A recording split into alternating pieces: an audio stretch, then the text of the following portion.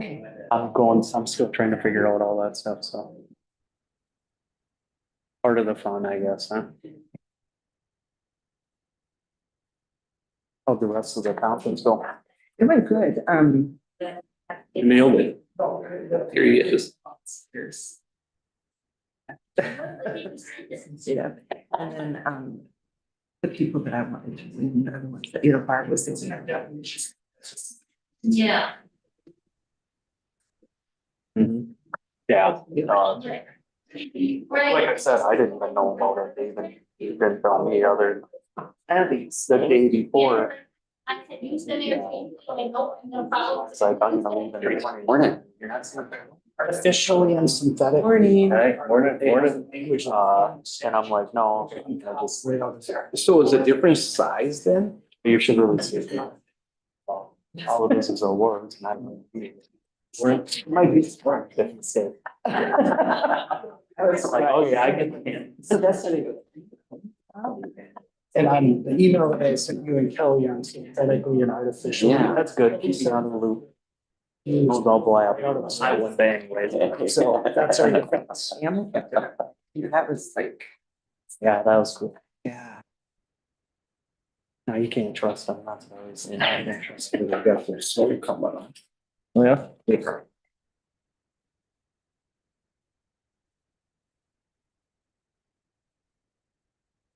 Processing.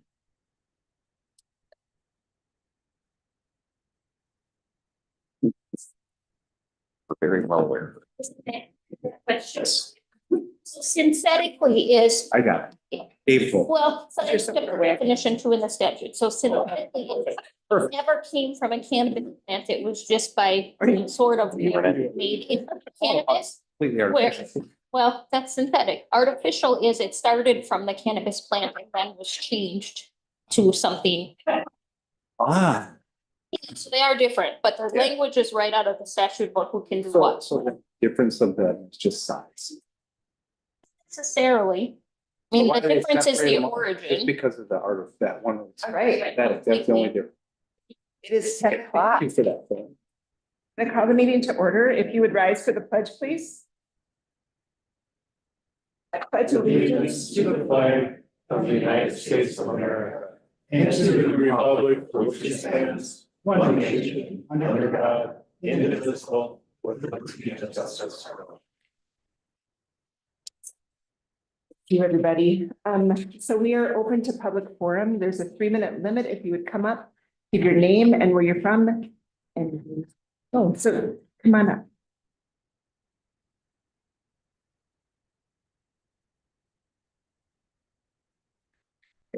Denise Weiss, Royalton Township.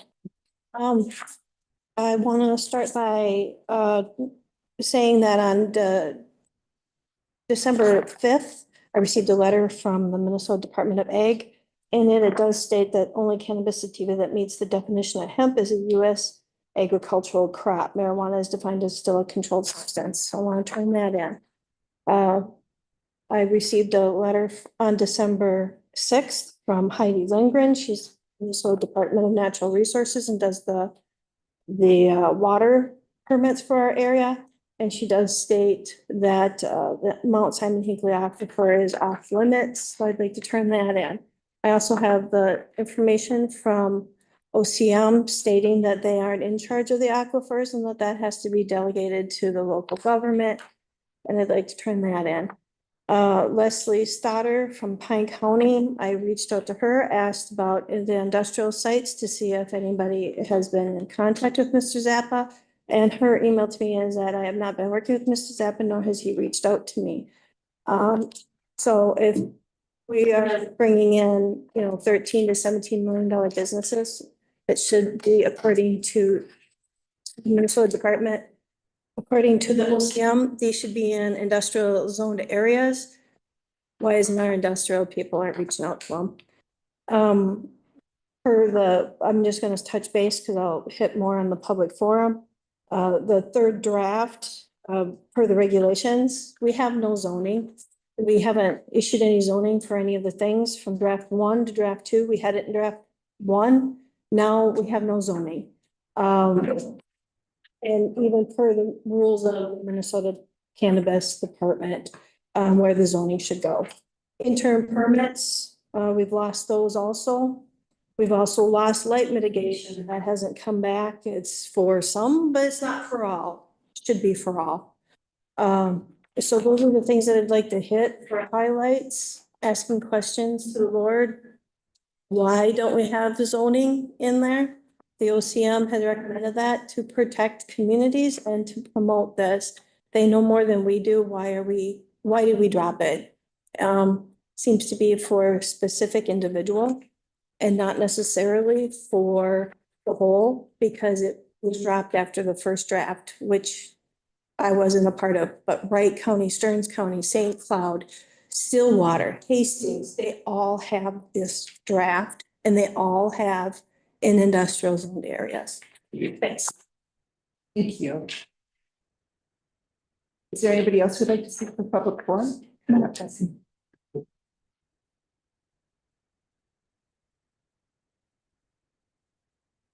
My name is Eileen Krupp and I'm a resident of Pine County. I just want to say, when you're incumbent commissioner and you're opposed, you're an incumbent commissioner and you're opposed. Being reelected means the residents you represent are happy with the job you've done. But this recognition for a commissioner who is for a commissioner who has served all of the residents of all of the districts. Even though the board has been disrespectful, we want to thank you, JJ, for representing all of us, all of the time. And I have an award for you from the residents here. The 2024 Pine County Commissioner of Excellence, Pine County Residents Award is presented to JJ Walden for his commitment and dedication to providing service for all the residents of Pine County, Minnesota. Thank you, JJ. Thank you. Oh, God. Is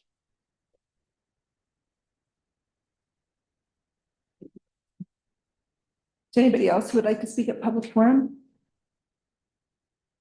All right, we have some people online. Danielle, would you like to go first? If you'd state your name and where you're from, and then you have 3 minutes to speak. Yes, am I unmuted? Yes, you're good. Thank you. Perfect. Thank you. I just want to check. Good morning, members of the Pine County Board of Commissioners. Thank you for giving me this opportunity to speak this morning. I'm here to address significant concerns about the conduct of the local sheriff's department, particularly in how they have mismanaged cases, demonstrated bias, and failed to uphold the standards of accountability that our community deserves. Over the course of my interactions with the sheriff's department, I have experienced firsthand their inability or refusal to follow proper procedures, specifically elected Sheriff Jeff Nelson. He has shown a troubling disregard for established policies. Despite my repeated attempts to resolve the matter at hand, he has refused to work with me in good faith.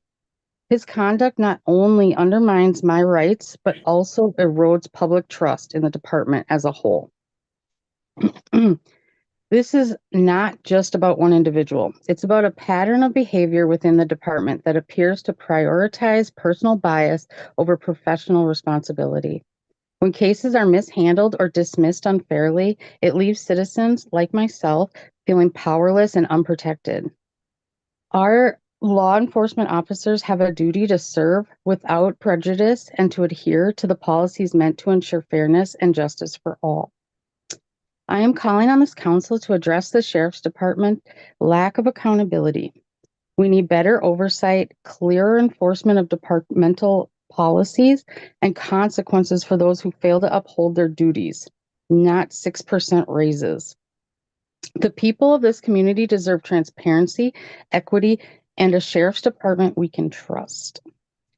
I want to thank you for your attention to this matter. I hope the council will take immediate steps to investigate these issues and to ensure that no one else in this community has to endure the same treatment I have.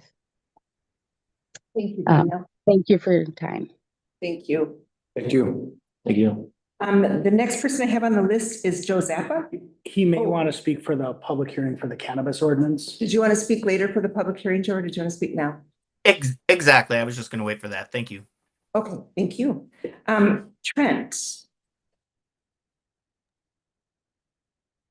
Chair, also wait for the public forum on cannabis. okay, thank you. All right, so we will go on to adopting the agenda, and we have some additions and corrections. Madam Chair, members of the board, if we could add consent agenda item number 3C, a temporary liquor license for the Minnesota Climbers Association for January 10th through 12th.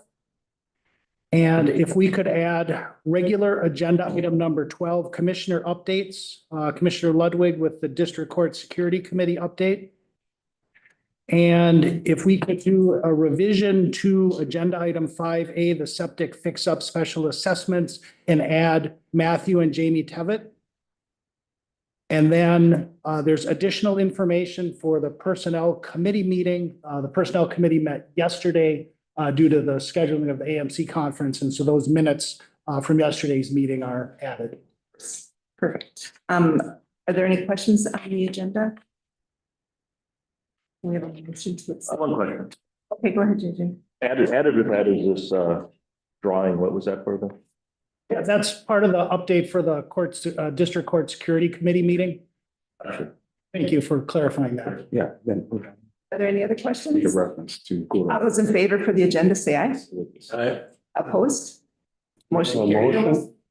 Oh, no, I'm sorry, we did not have, I'll make- okay, we had a question. Make a motion. Okay, thanks, Steve. I'll second. Thanks, Josh. Okay, we have a motion to second. Once again, any questions? All those in favor say aye. Aye. Opposed? Thank you. Motion carried.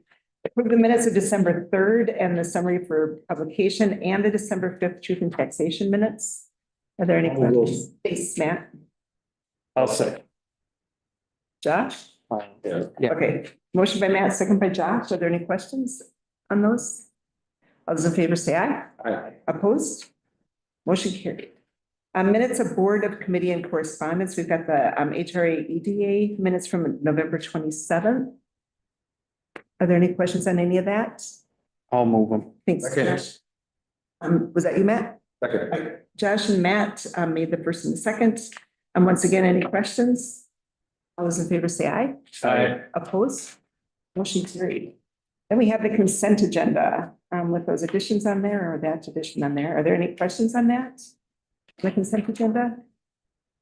All right, can we have a motion to accept it? I'll move. Who was that you, Steve? Yeah. Okay, got a motion by Steve, a second by I'll second. Josh. One more time, are there any questions? All those in favor say aye. Aye. Opposed? Motion carried. We are on the regular agenda and we are going to have a public hearing on ordinance 2024-58 to regulate zoning and adult use cannabis business activities. Kelly's going to do the presentation. Thank you, Madam Chair, Member of the Board, Kelly Schroeder, County Auditor Treasurer. And so before you today, you have ordinance 2024-58, which is the zoning of cannabis businesses before you.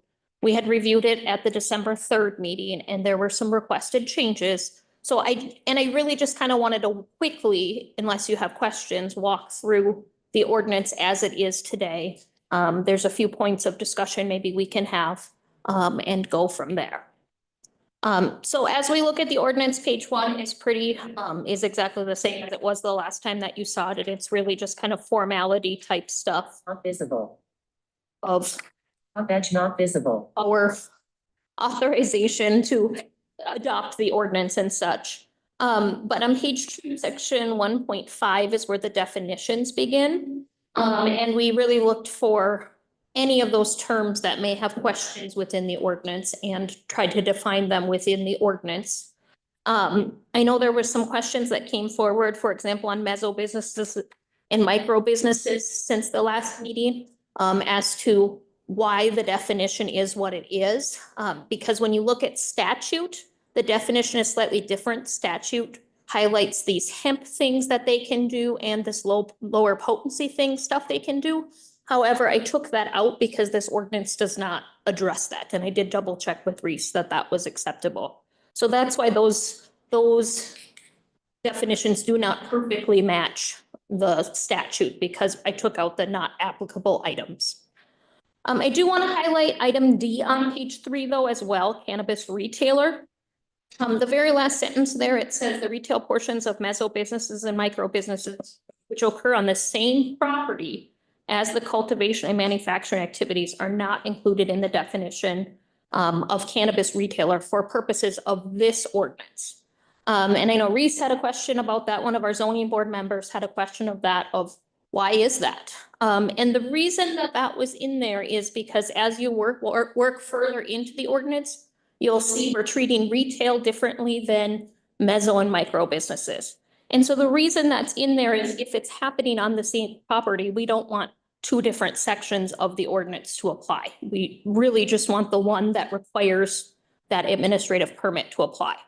So that's why that language is in there. I did ask Reese for a little bit of more clarification if that was acceptable this morning, which I don't know if you had a chance to look at that.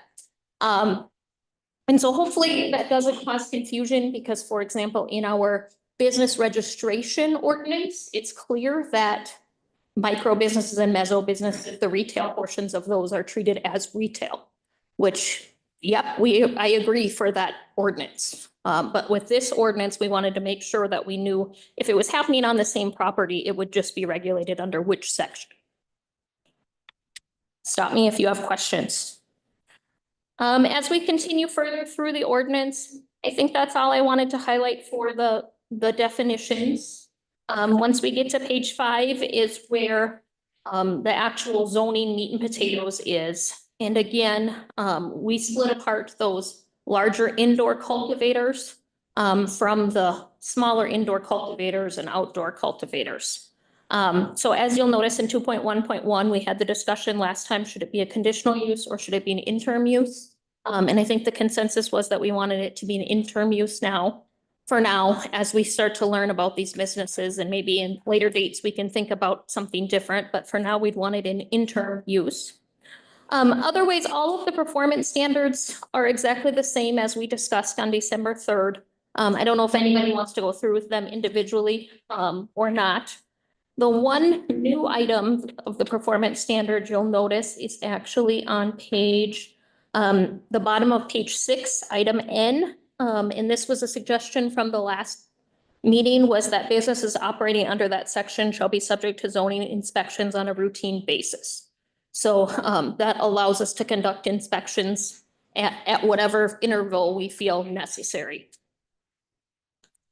And then item P is one item that changed as well, but based on the discussion at that last meeting. So previously item P had said that only one license of any type is allowed on the property. And then there was a suggestion that maybe we should allow those licenses to be able to be stacked. So if I have a cultivation license, could I also have a manufacturing license on that property? And so after that meeting, we did change it so that those licenses could be stacked in that manner. Is that truly what you want? I don't know, and that's for you guys to decide. And something to highlight that was changed, and it's actually a pretty big change because before you had just one small business on the property and now you could have multiple businesses and make it a pretty large business on one property. Section 2.1.2, you'll notice, does have that language in there that it's an annual administrative permit, so it's renewed every single year. And then within this section, I just went through and ensured that any of the applicable performance standards from the first page, from the big indoors, applied over in this section. The one difference, of course, is that cultivation activities that are occurring under the section has that setback from neighboring residences of 250 feet. And so that was in there the last time you saw it with that 250 feet. But that is a difference from the big indoors don't have that setback. Otherwise, I think it is pretty straightforward in that section. So just a reminder, this section kind of encompasses a lot of things. It encompasses those small indoors, any outdoors, which includes those mixed light facilities like that are greenhouses or hoop houses. It includes meso businesses and micro businesses as well.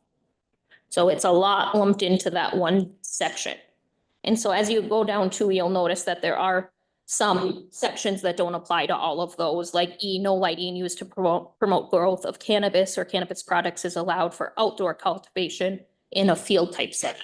Well, that only applies to those outdoor field type settings. It doesn't apply to all of them. And then again, page 8, I added item L that noted businesses operating under this section shall be subject to zoning inspections on a routine basis again. Just to ensure that we had that in there as a condition, very clear when they get their permit that will happen.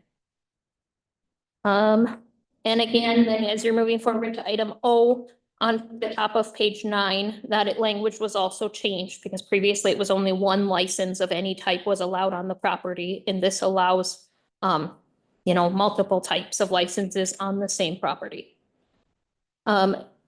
Moving on to section 2.1.3, I did note a change that didn't get made in the copy that's in the packet that we had talked about on December 3rd.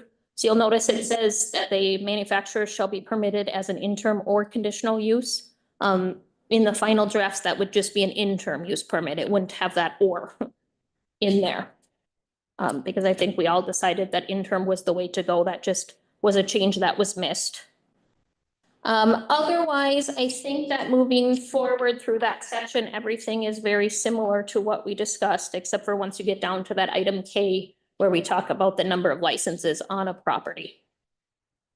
And then 2.1.4 is exactly as we had talked last time. So if it's truly just retail, then it defaults back to whatever underlying ordinance there is and allows it to be managed under that, because that's retail is a routine thing that zoning's used to working with.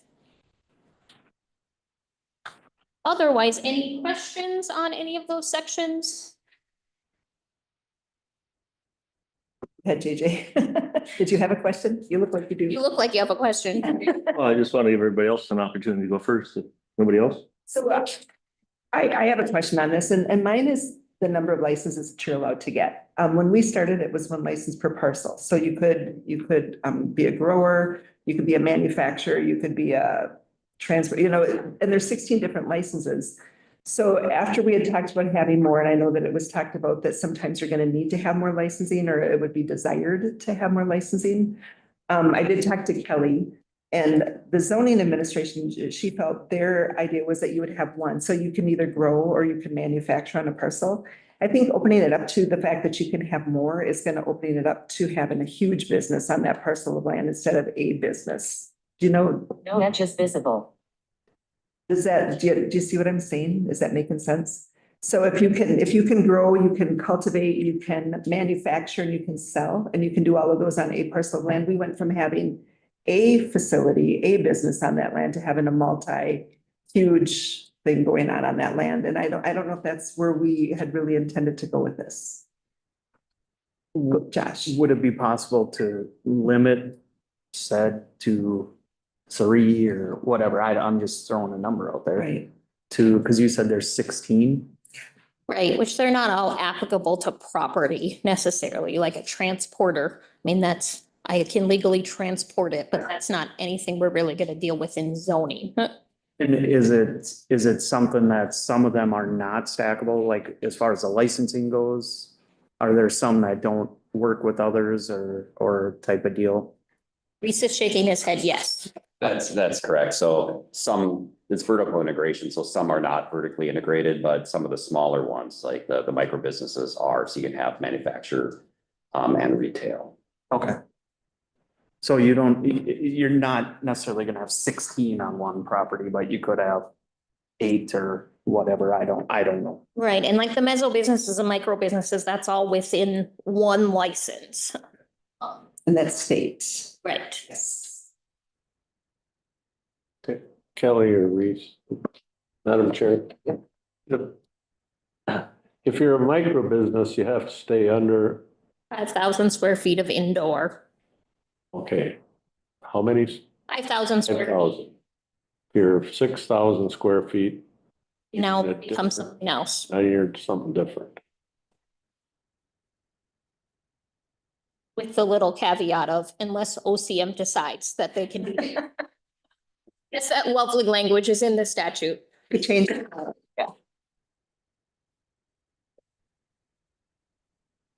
Right here on the first, you start reading it right from the page one. Background information, December 3rd, okay. The first thing states, the permits will be interim use, not interim or conditional. My, What page are you on? right here. It's on your agenda request. I Oh. think it should read not permitted or conditional. Okay, I mean, so right out of the gate on the first page, we have something that, so that doesn't make any sense, right? The permits will be interim use, not interim or conditional. So a typo. No. Okay, that's, No, I mean, there's no. not on the actual resolution or not on the ordinance. Yeah. That So the- was the request for this board, but Will be interim, not interim. right, so it should be that they will be interim, not conditional or. saying it's not. And the other one is interim or conditional, so this, so she's saying this, she's referring back to it. I got you, okay. All right, there's nothing in here, you know, like, in regards to a buyer's card. I've reached out to our state, I've reached out to our Senate, I've reached out to our House. They don't seem to have their mind wrapped around that either. Why with alcohol, you have to have a buyer's card to transport it, move it around the county. It's separate, you handle them, correct? Right. Yeah, you need. City limits. Yeah, and how many hundreds of them are there in our county that have to be managed and it's a big deal. You cannot operate that business without one, period. It doesn't matter if you're in good standing with your city, your township, your county, ATF, FBI. If you don't have it, you're shut down. Right, that's what those statutes, the so legislature, made those still- statutes say. Our state still can't give an answer to that. The bonding requirements changed here. At first, I remember, correct me if I'm wrong, of course, we all agreed to raise it and now it got lowered. Well, on October, at that October 1st meeting, it only had those bonding requirements in for the big indoors. And I don't believe it had it for the others. And then we added it for the others and came up with kind of different amounts because acknowledging those businesses, the outdoors and the smaller micro and meso businesses, they're just smaller, so the need should be less. The cleanup need and that type of thing should be less on those properties just because the businesses are required to be smaller. So that's why there's that break in those bond amounts for the different types. Okay, and then when it comes to the industrial park, you know, taxpayers, we already pay for that. We've already established it. It has its own set of rules. There are rules of things you can't put in industrial parks because of the restrictions, okay? But yet, from everything I'm understanding and looking, this is the spot to put a grow facility is in an industrial park. It's just my opinion, just how I understand it. What now, are we gonna do anything in industrial parks to change restrictions and let different things in there if we're gonna let this fly in somebody's neighborhood right next to their house? Right, and so we don't have, like, the county does not have any industrial parks ourselves. Oh. And we don't even have zoning districts in most areas ourselves. Right, we have the luxury of our economic coordinator. Yeah, I mean, she works also with the city of Pine City, correct? She contracts with them and is also, I see a very good working relationship there, but yet there's hasn't been any communication with them. And there is acreage there, there's parcels. I think there's even a rail line. If they want to make big round bales of it, they could probably ship it out of there. We don't have any jurisdiction over what the city zoning It is. does say that, right? That's Yeah. Right, but don't we have some say of where this can go? I mean, if logically we don't let this be allowed. You asked if we can change their zoning. We don't have a right to do that. City. And then the last thing is if it's at 500 feet, we lowered it to, or it's proposed to get it even closer to neighbors. Right, the first draft had it at the 500 feet, and then it was brought to light that 500 feet, I mean, a standard 10-acre property is 660 feet wide or even 330 feet wide. So then you've really taken out even 10-acre properties or sometimes 20-acre properties by making it that 500 feet. Sure. Okay, so it is definitely. But if the board wishes it, it can pick any number it wishes as long as it's a reasonable restriction. Okay. You haven't received anything from the state at all in regards to the buyer's card that you need to move beer, wine, any tobacco. Right, so that buyer's card is specifically in the liquor statutes, and there is a buyer's card in the cannabis statutes.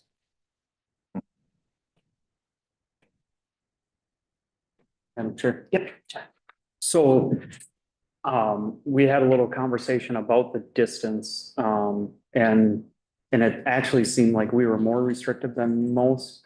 And part of that was, the type of zoning, was it? I think I had a conversation with you about, Right. in a lot of places, the type of zoning, they allowed it in different, if in different zonings, that's why the, So Plain County's interesting, and we don't have zoning districts in, we only have zoning districts in 4 out of 33 townships. And so if, for example, we said you have to be at least 500 feet from a residential zoning district, great, that only applies to 4 townships. And so as a way to still recognize a want for a setback, we looked at actual houses, because there's a lot of things that are zoned as residential or whatever have you that don't have actual houses. And there's houses that are in non-residential areas. So we're looking at actual buildings and making sure we have that buffer around those existing houses.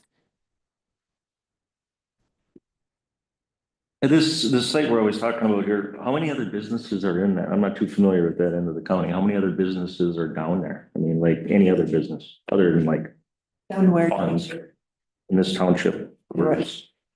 In Royalton Township. Yeah, where this whole place is going. I would have to run some Okay. data. But we also need to be adopting the ordinance not for specific projects or properties. We need to think about it as a whole. Right, and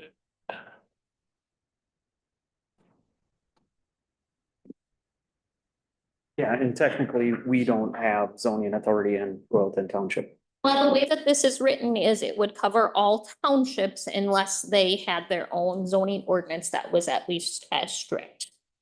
So Royalton Township very well could go adopt something different that's more strict, and then this doesn't matter.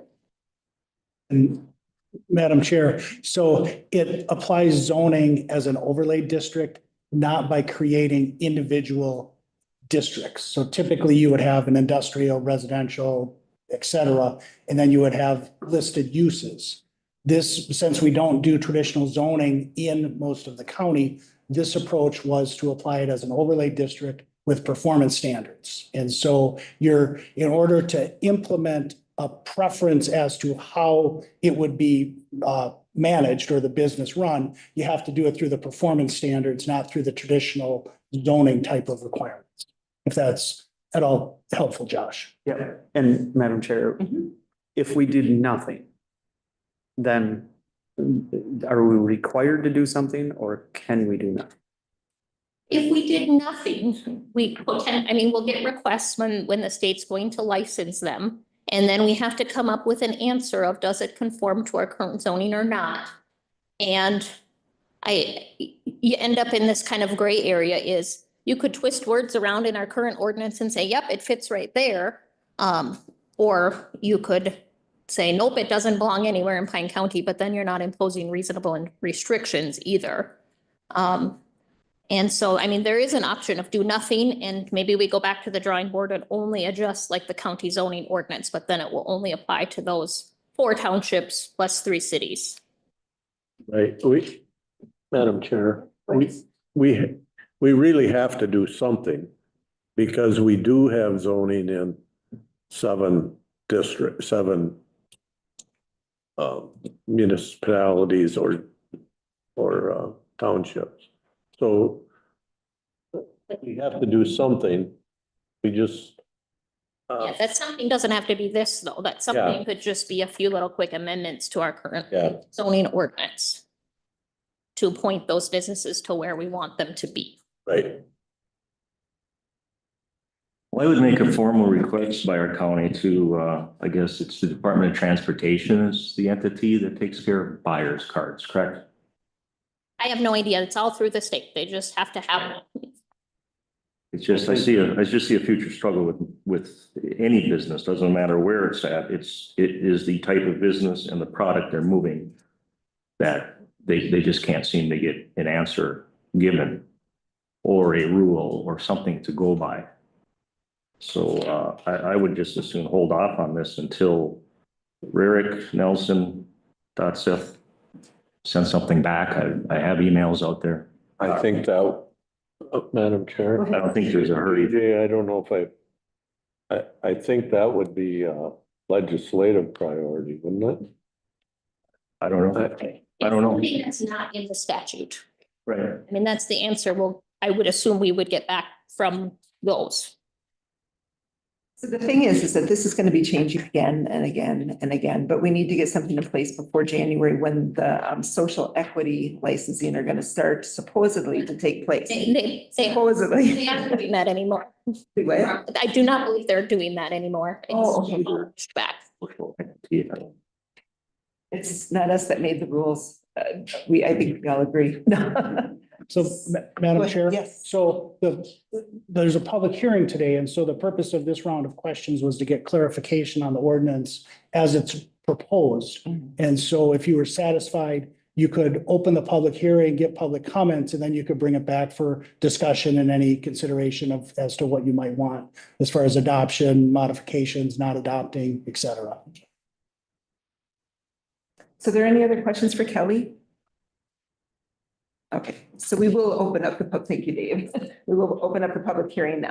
If somebody would like to come up and speak, let's do online first. We've got two people hanging out online. Joe, I think you were the first one on the list that we had before. Yeah, thank you. Oh, I'm sorry, and we are doing 3-minute time limits for this also. So if you want to state who you are and where you're from and then go. Sure. So thank you. Did you want me to go? Yes, please. Certainly. So thank you for having me, Joe Zappa. I'm a tenant at 7440 Cabin Drive in Royalton. A couple of points to address really concerns that were raised. First and foremost, I support the ordinance as written. I think they did a really nice job.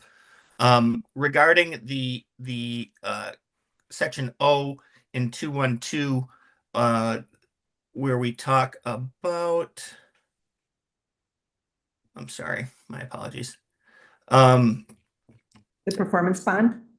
No, they actually, the only one cannabis license of each type allowed per parcel of land regardless of the number of owners. I think what's important about that is when you look at 212J, if I'm looking at the right one.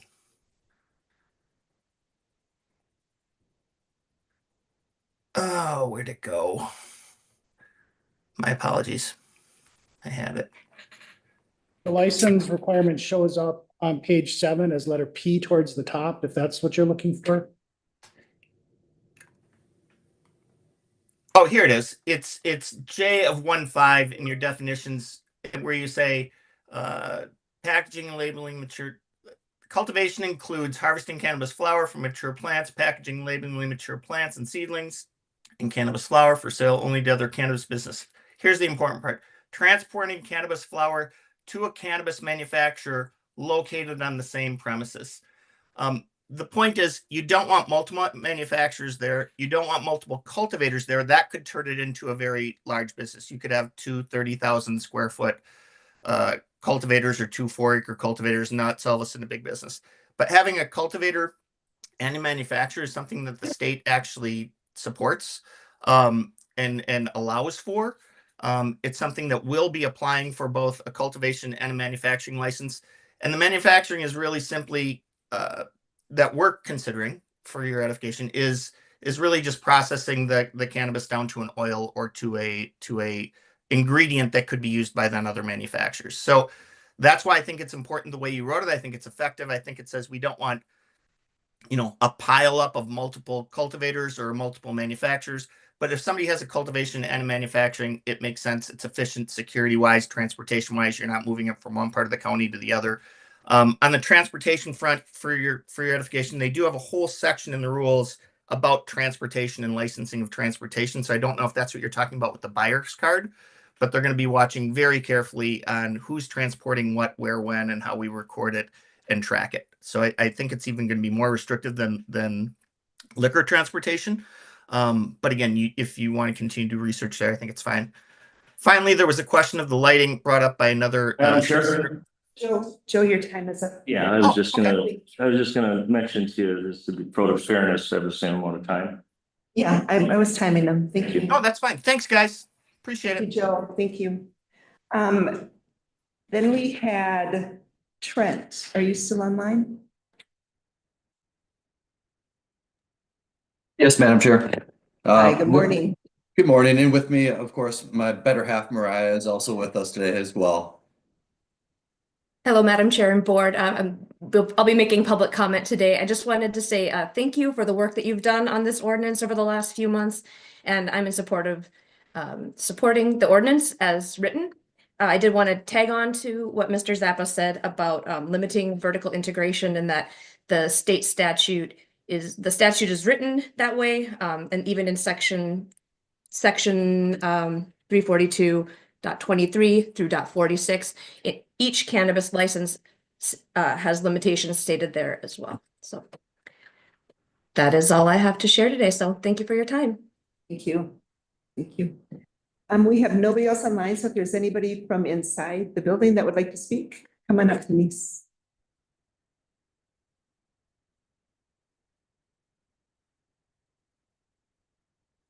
I'm Denise Weiss.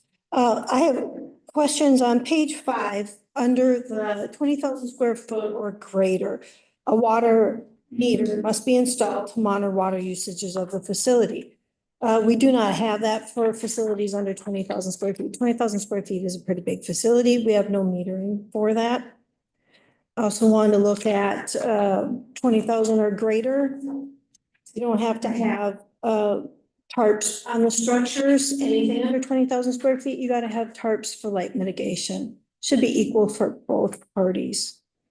It also states when it says business operating in this section shall be subject to zoning inspections. What zoning are these facilities going to go in? Again, according to the last draft that just came out, page 16 of the OCM, their zoning is in indoor industrial commercial areas. That's where they recommend these go, not next to homes, not buying a hay field that's cheaper in price that you can build something on. And then you can grow your facility. These can grow and they can get bigger. And, you know, all of these recommended to be in that type of zoning. And we eliminated that. So yeah, there's some things that I think really need to be looked at. Because you're putting these next to houses, 250 feet away from a home. 30,000 square foot facility, a 20,000 square foot facility can go in a home, next to a home. That's why we have industrial parks. We can't do that with any other type of industrial business. Why are we allowing it for this, especially when it's still federally illegal? Thanks. Thank you, Denise. Is there anybody else in the room that would like to speak today? MS. Madam Chair, Commissioners, Mr. Lawyer, Mr. Dave, something that's getting overlooked here quite a bit. Les, can you tell us who you are? I'm Les Forrest. I live in Royalton Township. Part of what we're missing here is we're never talking about economic development. We encourage economic development if you like the business or not. That's the thing I don't hear anything about in any of these meetings. We try to bring it back. It's not industrial, it's commercial. We'll move on that. I implore you pass this, get it done. But is it any difference that anybody who runs any other type of business out in the country? A business is a business. You know, there's gravel pits, there's commercial excavating, there's wineries, there's welding companies. They're all out in the country. They're all doing the same thing. There's been 20,000 foot welding company out in Royalton. And so I look at the business aspirations, and we don't want to change business away. We want to invite them. That's why we put this ordinance together, is to invite them with some restrictions. That's our job. We need to move forward with that. And on the other hand, the being mean part is we're being beat up by less than 1% in Pine County that doesn't want this to happen. So I think with the business aspiration, the economic development, I hope we move forward with this. We all know it will be changing sooner than later, and I think we're going to be ready for that. So thank you for your time. Thank you, Les. Is there anybody, come on up.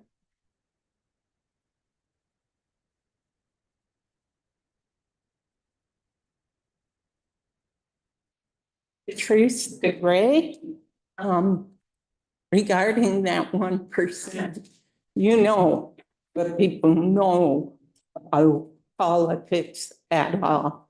And most people don't, I mean, all people don't even know there's a meeting going on today or what's being discussed here.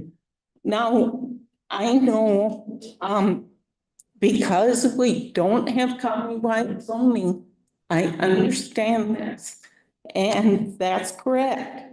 If the county lists anything as industrial, as the state OCM recommends, and most counties are requiring, no township will have the opportunity to make a zoning ordinance that would say anything can be, you know, wherever it wants or has to be. They could say it has to be zoned industrial. But if you guys say that, then the townships don't have a choice. I understand that. The ordinance, this ordinance was a complete waste of time for the townships who fought in the past for their township zoning. And if townships want any ordinance with any meaning, they all need to hand over their zoning to the county. You're right on that. So if they want any teeth in that, the townships have to turn it over to you.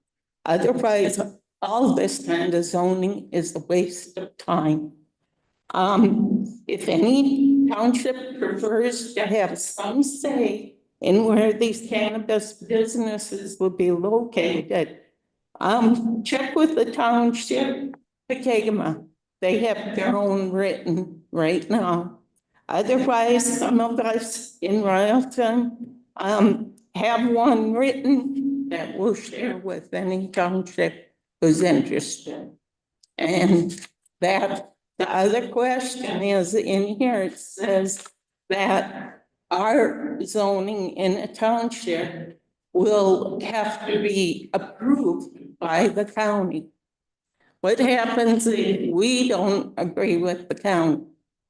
And we can't change it to be appropriate for them. Does that mean a lawsuit or what? I don't know. Everything's a lawsuit. So anyhow, thank you.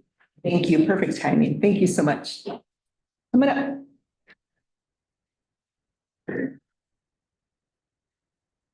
Gary Galbo, Royalton Township. Gotta get to the mic so people can hear you, Gary. What's that? So you gotta get to the mic so people online can hear you. Gary Galboda, Royalton Township. Again, I have to correct Mr. Orvis. It was 81 names on a petition that was drawn in what, 3-4 days? For that special meeting.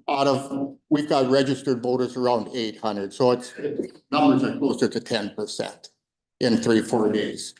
Most people are apathetic. Most people are trusting this board, trusting the township to come up with something. Don't know what people's ideas are. I'm appalled, I guess. I don't mean to judge or anything, but if there's so much for it, are there that many druggies in this neighborhood? That scares me. In my neighborhood, in my section that I live with, that this is going on. 1/4 mile, 3/8 of a mile off the end of my property, something like this going on. It concerns me. It concerns my property value that in your comprehensive plan, that's one of the things that you're interested in. And also, like I pointed out, the prevalence of drugs, property values.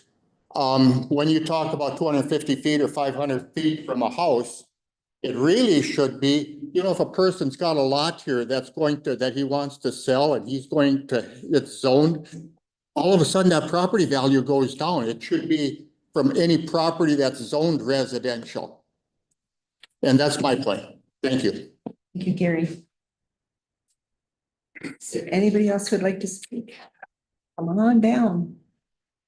First, I apologize for being late to the wrong building, but I also was tied up in a long conversation with the commissioner and I wasn't quite ready to leave. So, late. I think the 500-foot rule is. Name and where you're from. Stanger, Royal. Keep that. About that. I think the 500-foot buffer is very important. You have a business that requires security and lights and it's labor intensive. Even if it's only an acre or 2 acres, you need 20, 30 people out there working. That's the minimum, 500 feet. The infrastructure, what's a gravel road rated for trips per day? 50. So you take any of these gravel roads, they're all 5 ton, they're rated for 50 trips a day. They're basically anybody in a residential agricultural area right now. Because of deliveries, they're at their max right now. So it really should be on the blacktop. Now you're in the manufacturing, really should be in the industrial. And it's out wherever it's out, it's inside of people that can keep watch of it instead of hid back in the woods. Because Pine County has some very resourceful thieves and it's not if, it's when they will hit those places. Thank you. Thank you. Is there anybody else who would like to speak?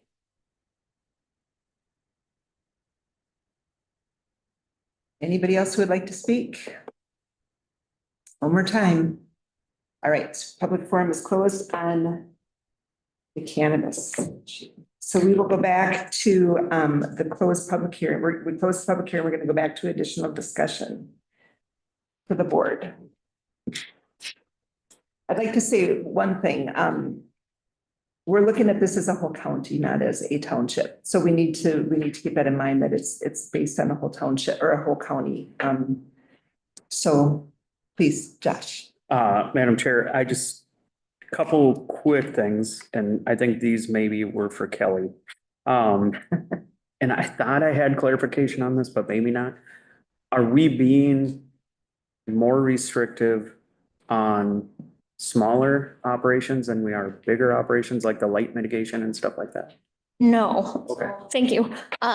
So no, so the regulations that are in the big indoor regulations are basically just copied over to the smaller indoor operations with a few things gone, with a few less regulations. One thing that Denise did point out that was something interesting to think about is for the big indoors, we have this language of all permanent hard-sided structures used for indoor cultivation using artificial lights shall be shielded so no light escapes. That language. And that language did not make it over to the small indoors, and the mesos and the micros. So, I mean, that's a change that we could make if you so choose. But otherwise, the regulations in that smaller indoor and outdoor is less, you don't have the water meter, you don't have that green energy requirement. The impervious lot surface is not in the smaller one. So the smaller ones have less regulation and the smaller ones are an administrative permit, whereas the bigger ones are a interim use permit, which includes a public hearing. Okay. The other question I had was, what other kind of overlay zoning do we do in the county? Similar to this, what potentially could be? Yeah, so I mean, we have, for example, our subdivision ordinance is, and it doesn't look at any zoning districts outside of Shoreland. It says, countywide, these are the requirements. Townships absolutely can have more strict requirements than that. So subdivision, for example, septic, but I mean, septic and shoreland are things that, are similar, that we do them countywide, but those two are required by state statute. They're not options where like the subdivision's an option. I think even like our adult use ordinance does kind of follow the same suit. That's the adult use ordinance is what kind of had this, got this concept moving was, you know, the county did something county-wide without focusing on zoning districts. I'm sure. Yes. So my question is gonna be about the setback. So we were originally at 500. So did we, or was that changed because of we were being unreasonable? That we felt we were being unreasonable? And the reason I ask that is if a place out in anywhere is designed for residential, there could be lots of plotted things already or whatever, and you have one in the middle. Maybe it's a good thing that they can't be there. Do you know what I mean? So where I'm going with that is there a more reasonable setback that would make it so it doesn't happen in a residential area? Madam Chair, Matt, I think I was told that 500 feet was just grabbed out of midair. That's where that number came from. No, I was, So it was just I think made up. I'm Yeah. part of this discussion though, so, and I don't remember it being changed to 250, but I think I was probably there, I probably didn't hear, but Yeah. the statute says we have to have reasonable restriction when we do our ordinances.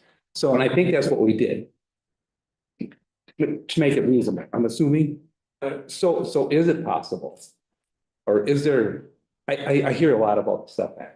And that makes sense to me, you know, so to deal with it, that's what we have to do. So how do you do a case by case in an overlay if you're, you know, because you're gonna have a residential or whatever, or could it be denied in on the interim use or the conditional use if it just doesn't fit with setbacks? Or do we have to have a set parameter that we can say it has to be no less than 200 feet or 250 feet or wherever you're at, and then we're not going to enforce anything more than 500 feet. So there's room. I don't know what that is. I'm just trying to figure out a way to resolve that issue. Am I making any sense there? I think so, not just so that you don't have a hard number in there, you have a range. Yeah, I think if we created a range that, so if it's a densely populated place already, we would say, well, it just isn't gonna fit. But we, you know, is that something we could do in a statute, is create a range? We can do any reasonable restriction, but I guess I'm looking at Or this a little bit, ordinance, I should say. with putting a range in there, does that? And Matt, I understand. It'd be difficult, what You're but asking, I but know. I think we put unreasonable pressure on the zoning board and our staff to determine, is that 3 houses or is that 4? Well, I think they would see that anyway. So I'm not trying to make more work. Otherwise, we just say we have to be stricter and say, hey, it's 500 or whatever, 400, or we change that minimum. I'm just trying to figure out a way to make it usable in some places. Madam Chair.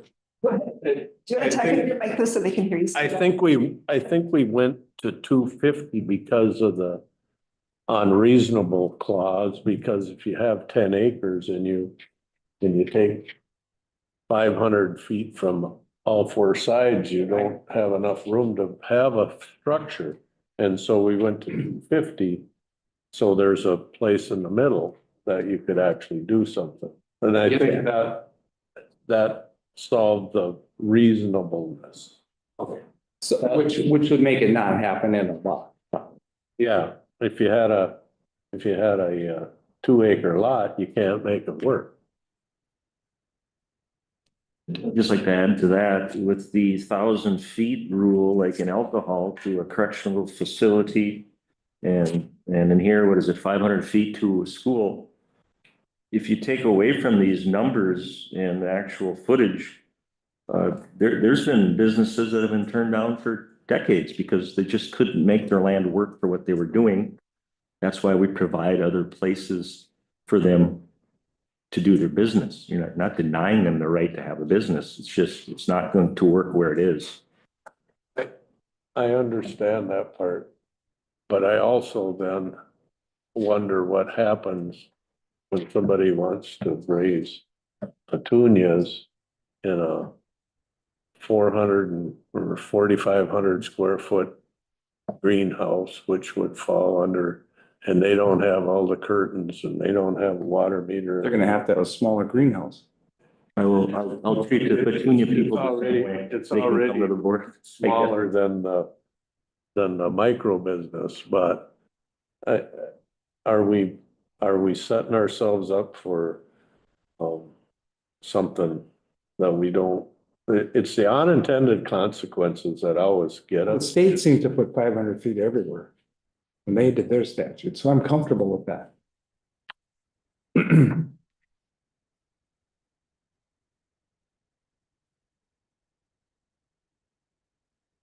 So you're saying, Matt, that you want to change it to 500 feet from 250? I think it would benefit the public the best, to me. That's a motion. I'd second that. I mean, if we're piecing this together and trying to fix it, we're gonna do piece by piece. Was that a motion, Matt? To change it from 250 to 5? I just think 100 or 250 is not. 500 isn't. That's just where I sit. I think a 500-foot setback is good.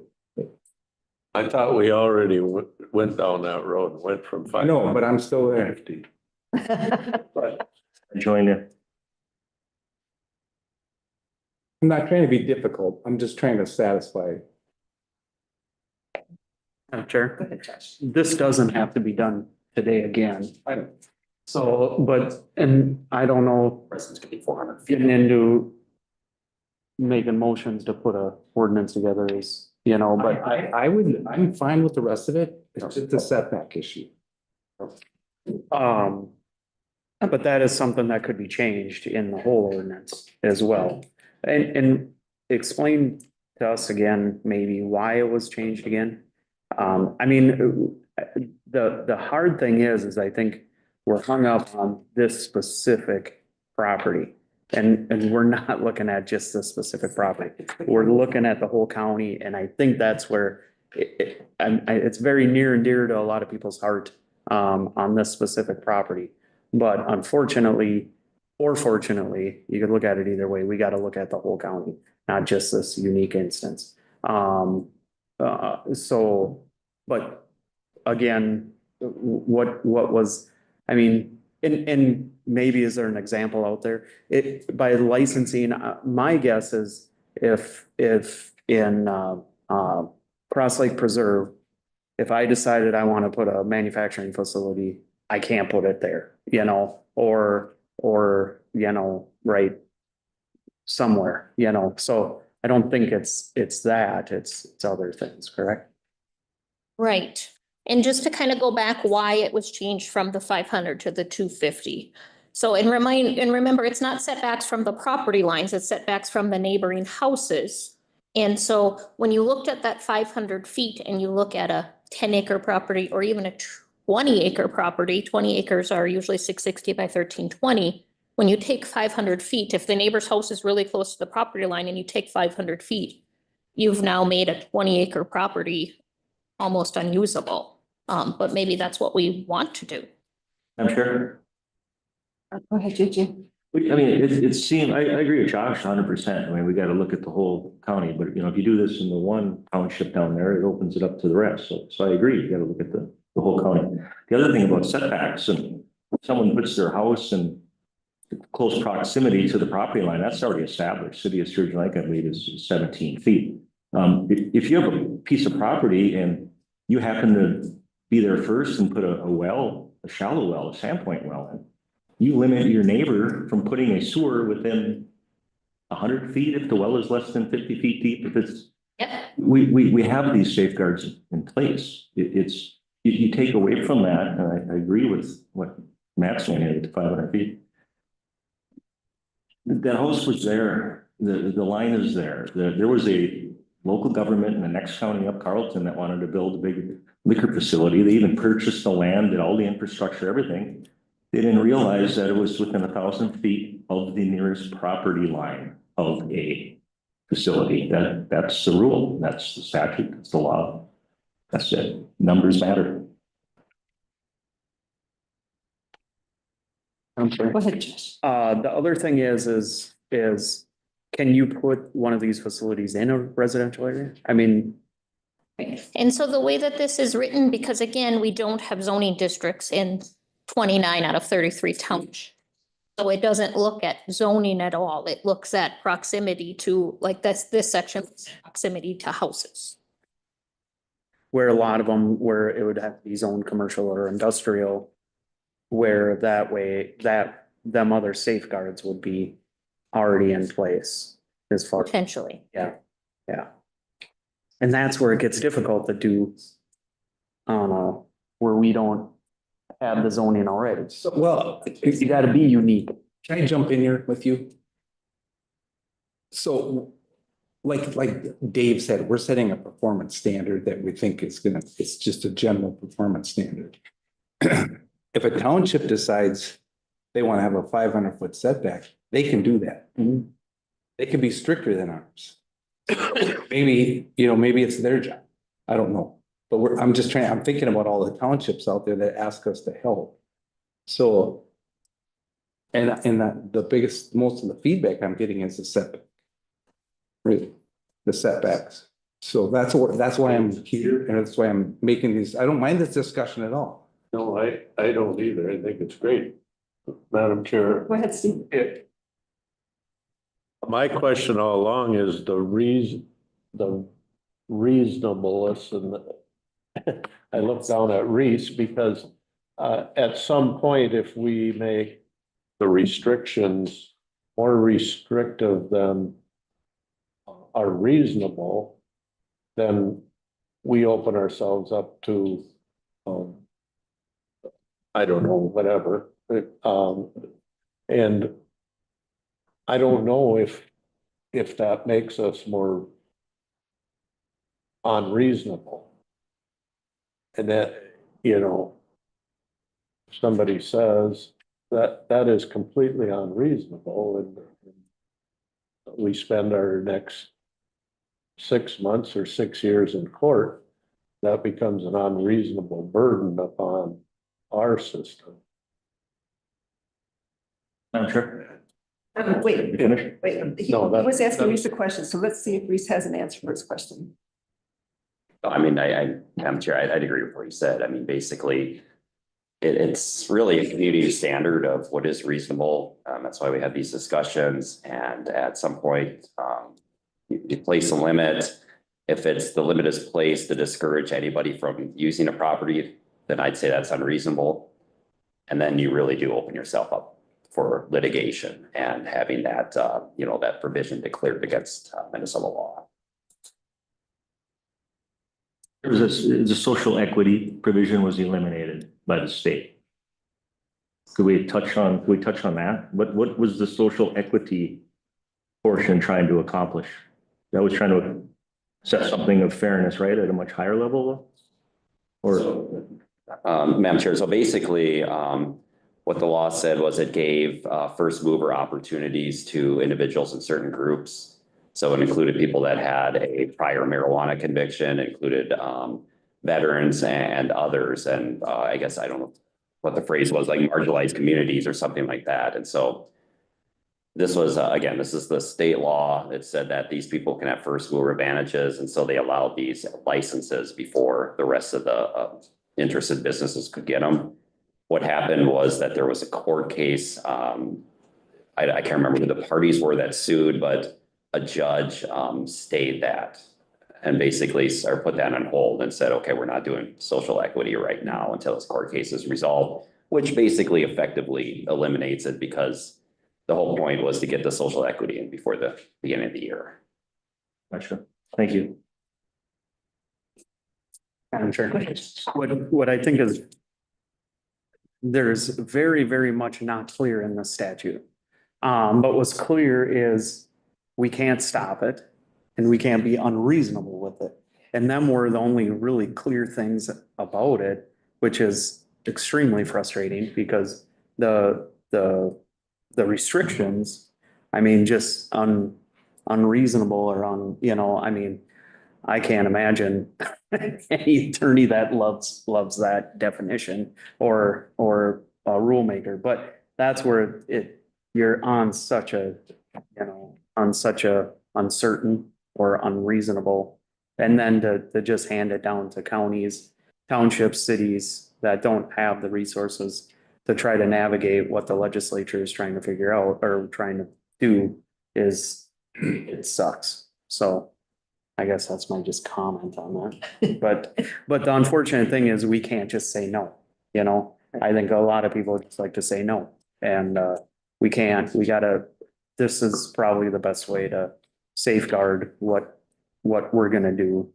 And I was just at, not to jump ahead, but at AMC, I went to some stuff and even listening, the one clear thing coming out is this law is gonna change, and it's gonna change probably a couple more times by, you know, and that's, yeah, that's another thing that's frustrating. But in the meantime, we're left to deal with it and move forward.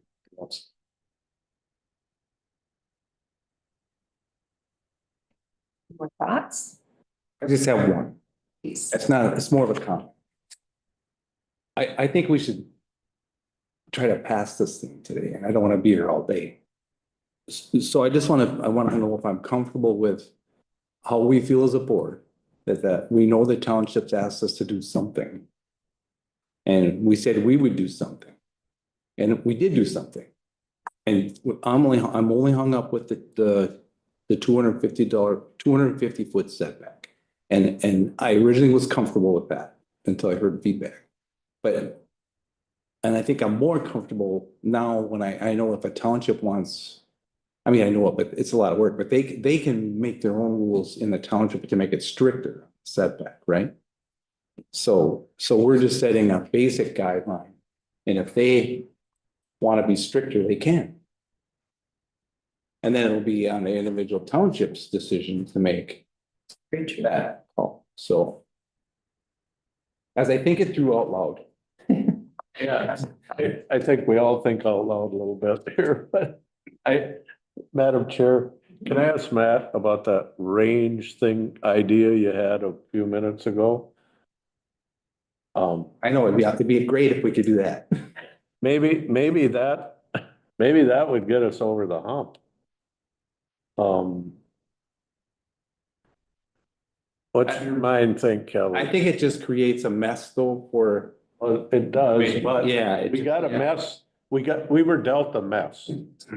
And maybe by July, the mess will be clear enough that we can put a hard number there. Well, anything we do today, we can amend. But I think we need to get something done. I agree. So I agree with you. If we went 250 feet, the townships can get strict. I'm okay with it, but I'm gonna have to hold my nose. The other thing I'd like to go back to is how many licenses per parcels. Do we want to limit that to 2 or 3 licenses per parcel? The thing is, you can be stricter now and you can be more lenient later. But once we get started, I'd like to look a little bit more into that. And to be clear, KJ, on those licenses. Madam Chair, on the license thing, to be clear, it's one. I know one license. One type of license per What? property though, right? I think that's. No, we're flying blind We on only it. have one manufacturer, one. Right, the way it's written today, it's only one type, so it's not that I can get 4 cultivation Yeah. licenses, it's that I have That's what I was. one cultivation, one manufacturer on the same property. Or do we want it so that it can only be one cultivation? I can't get my mind around that, because to me, it's like, So if I'm raising corn, I can raise corn, but I can't, combine it and put it in a truck and haul it to the feed mill? Or I can't put it in is there any relationship there? I don't understand it. yes, there is. That's a good comparison. Yes. Madam Chair? Yes. So a question for Kelly. So on the multiple licenses, if I hold more than one license for a parcel, I have to get an interim use permit and I would have to. Well, depending on what your licenses are for. For us, okay, I'm sorry. So if I'm a large operator of Yeah. 8,000 square feet or more, then I would need to come back and get an interim use permit which could be revisited in future years. And if I were under 20,000, I would just have to meet the performance standards. Right, and get that annual permit. It's true. You do have to go through it every year. So maybe it's not gonna matter. I don't know. And Madam Chair, Oh, one more performance standard that I did hear from some folks was the light mitigation. yes. So I don't know if there's more conversation on that. So I do have a silly question on that. We do have a hoop house. Was there a reason that we took it out that they don't have to deal with light mitigation on the existing? I know that it's harder and I know that it's expensive, but. Right, so the reason that was taken off was, I mean, the question came is it reasonable? Because to mitigate an existing greenhouse becomes very, very expensive, very fast. And so was that reasonable to say you had to put all of this money into an existing greenhouse? Where if they're gonna do that, then they're likely gonna just have to replace it and then they have to do it anyways.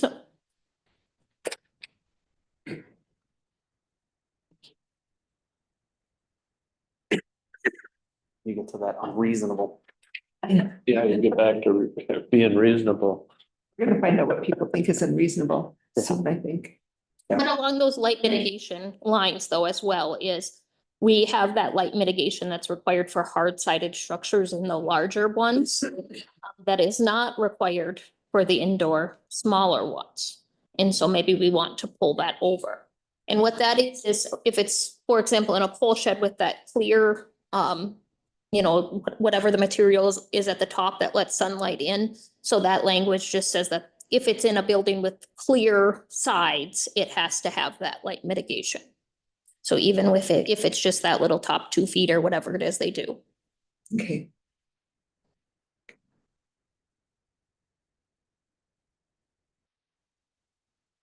What do y'all want to do?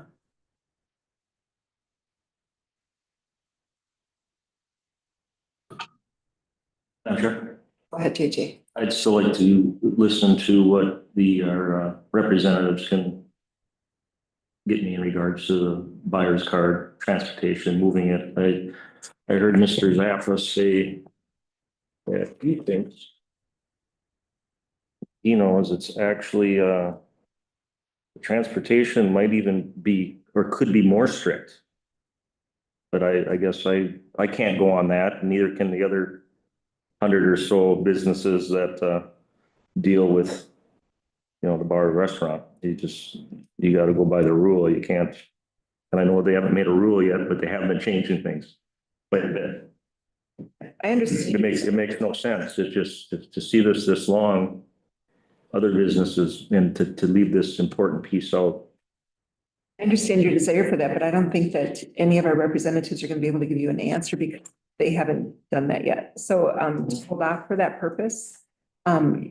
They can't give you an answer until they change the statutes and make the next change, which hopefully it will be a part of that. But right now, we don't know. Would we want to wait till after the first of the year? No, No? I think the townships wants to get something done. And I think, yeah, I'll try something. I will make a motion to approve this ordinance as is. Is there a resolution for it? So I don't want you to approve it as is though. Huh? I don't want you to approve it as is. Just one specific change that we need to make is in the manufacturer section. The Okay. copy you have says interim or conditional use, and we want that to say interim use. So in section 2.1.3. Okay. With that, I will move that resolution with 2024-58. With us to look at it and have more discussion about it. I want to keep the discussion out on setbacks and amend it, but I want to get something done for the townships today.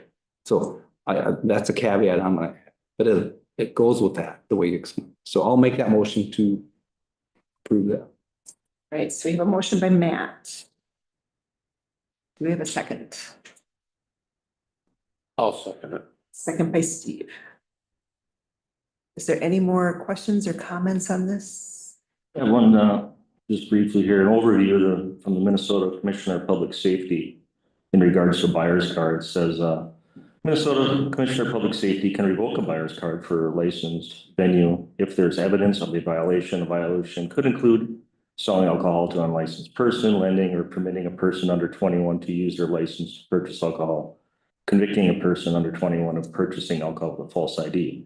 To obtain a buyer's card, an applicant must be 21 years old at least, have a good moral character and reputation, not have had a license revoked within the last 5 years, not have been convicted of a felony within the last 5 years, not have been convicted of a willful violation of local, state, or federal ordinance related to alcohol. Buyer's card is valid for 1 year and is automatically renewed when the liquor license is renewed. Just wanted to add that for record. All right, any more discussion? I guess I'd just like to say one other quick thing is the unfortunate part is the legislature handed us this. The unreasonable stuff that I guess that's my sticking point, however you want to say it. Because the unfortunate thing is if we make it unreasonable, we've been in this situation where we've had to make tough decisions. And potentially with lawsuits, I think back to a few things at library, other things to that effect where we've had to make decisions to move stuff forward, that none of us like. And just because unfortunately we got to deal with that kind of stuff and to stand here, to sit here or whatever we're doing here, and think that somebody ain't gonna challenge these even the way they are and probably say this is unreasonable just the way it is pretty naive to think that. I was not on board with this or any of it. And unfortunately, I think I'm gonna have to be on board just because we have to do something. Hopefully to sit here and say, well, let's wait till the legislature does something. Well, what are they gonna do? We have no idea. This could take years for that to figure out. January 1st, they don't even convene till after that. So that makes zero sense. To throw in anything about alcohol makes zero sense because until they change that law to make it more towards there, that's not cannabis. However way you want to shape, form it, whatever. So, I guess that's my 2 cents. Thank you. It is a hard spot, isn't it? They put us into. So we have a motion by Matt. A second by Steve.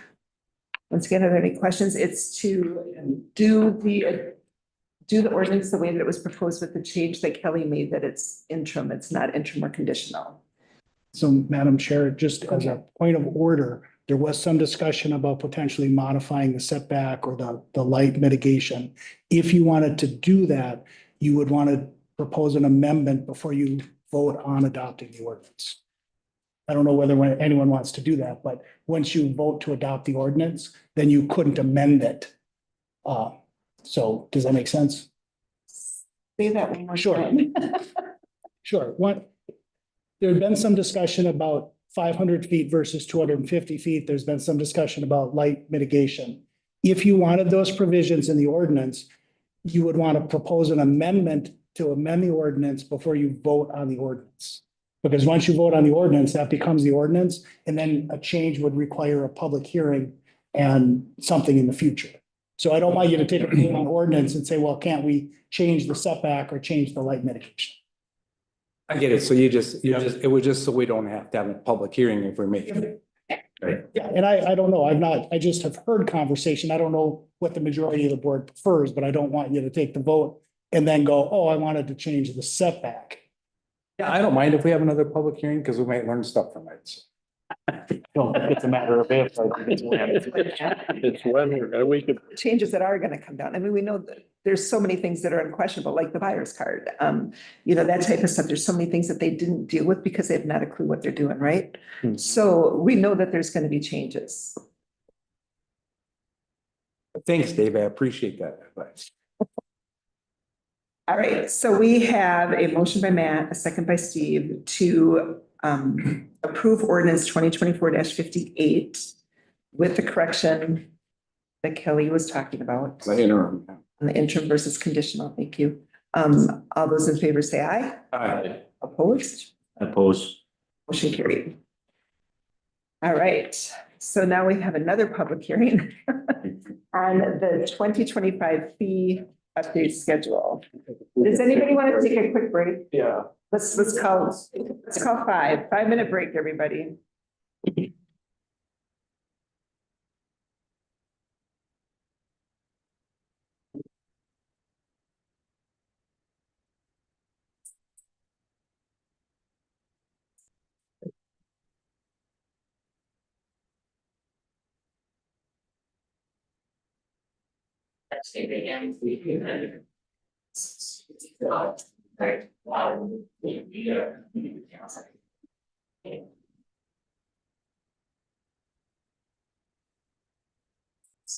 Unreasonable thing is where I.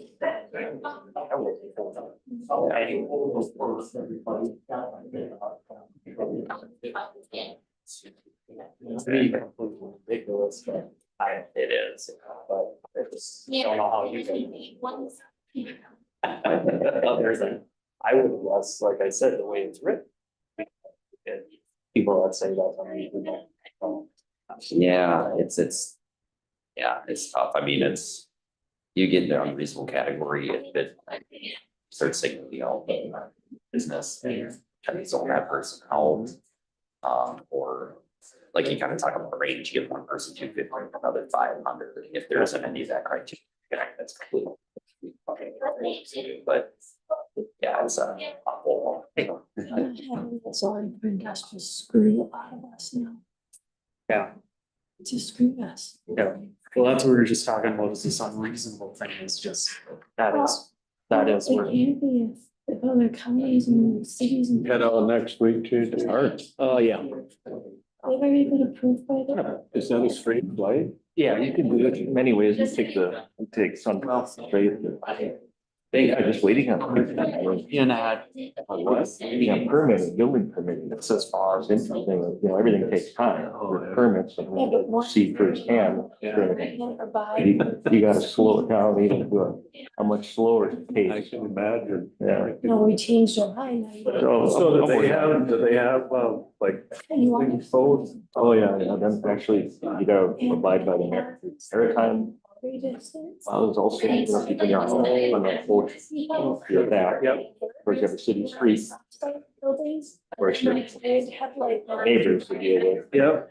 And like you think, there's some bids that are off that we're working with right now. Question. Actually, I think we own more than Small versus. we thought. It's not true. We are. Which is interesting because all the documents show exact where Undocumented. it's down there, in that aspect. Big things. And, the ordinary high water, so to speak, hasn't changed, the city street hasn't changed.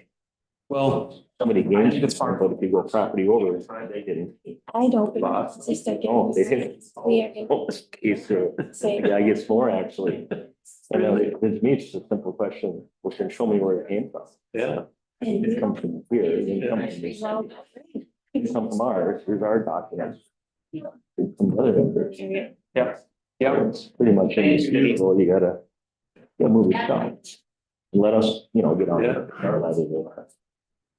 But nothing we can't work. with. Hey, Kelly, everybody's. My brother owns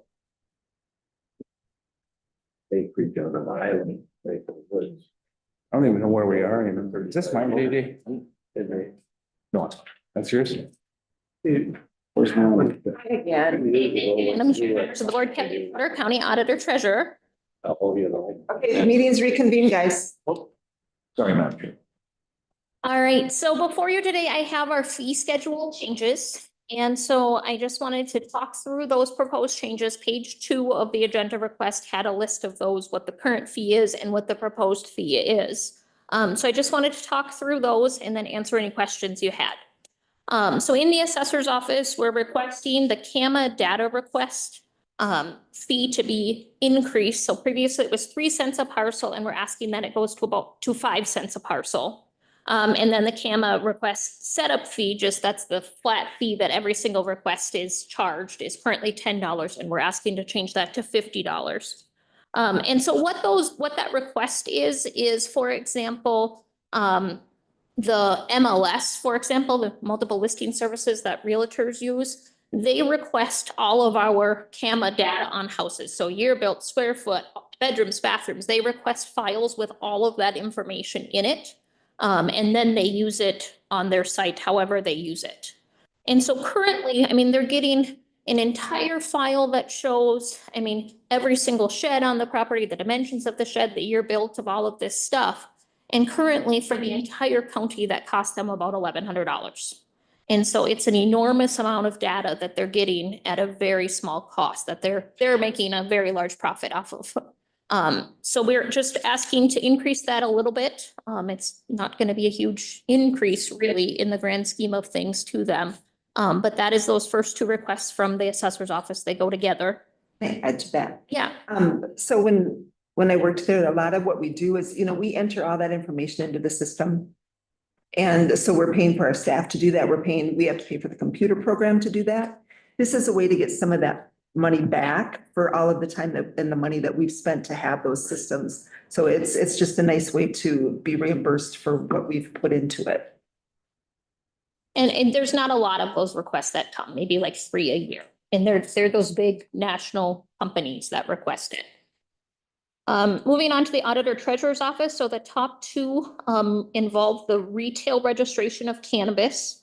So there could potentially be some businesses that are coming forward for registration. And in the statute, it provides the option for us to charge a fee. So I would think that we would want to do that. In the statute, it says that for the initial registration, it can be $500 or half their license cost, whichever is greater. I just struggled with that half the license cost piece because I don't know what the state's doing. So it seemed easier to grasp that $500, and we can always revisit the fee schedule should it be significantly more revenue that we could be picking up. But again, there could only be 3 in the county to start with anyways. And then after their initial registration, they have to renew that annually. And so again, the statute provides that we could charge $1,000 or half of that registration or their license costs. So it seemed easier just to grab that $1,000 as our renewal fee, which that won't be for a couple years still, but it just seemed easier to get that on the fee schedule with the new registrations. So that's what those top 2 are. So that's why current fee, it says not applicable because we currently don't have a fee that applies for cannabis registration. You'll notice the next ones down are these name, address, legal listings. And these are near and dear to Terry's heart because this was something that she worked with people on of providing these lists, whether it's name, address, legal description listings of the entire county, of a single jurisdiction, name, address list, tax amounts, values of the entire county or a single jurisdiction. So we had these fee schedules. And those worked well with our old AS400 system because they were canned reports. However, now under our new system, there really isn't a canned report that I just get to push the button.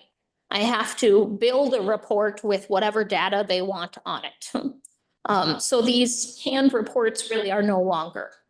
So what I'm requesting is that we switch from that fee schedule to this other fee schedule, which is tax data request per parcel fee or per, and the setup fee. So it really matches that assessor's information. And it just allows me to really create them a report of whatever they need of tax data, and charge them a clear price for that because our current fee schedule doesn't, it's not conducive to the new system.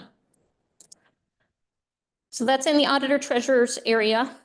In Health and Human Services, we have 2 new fees to establish, which are the diagnostic assessments and then the 1 session or 2 or more sessions.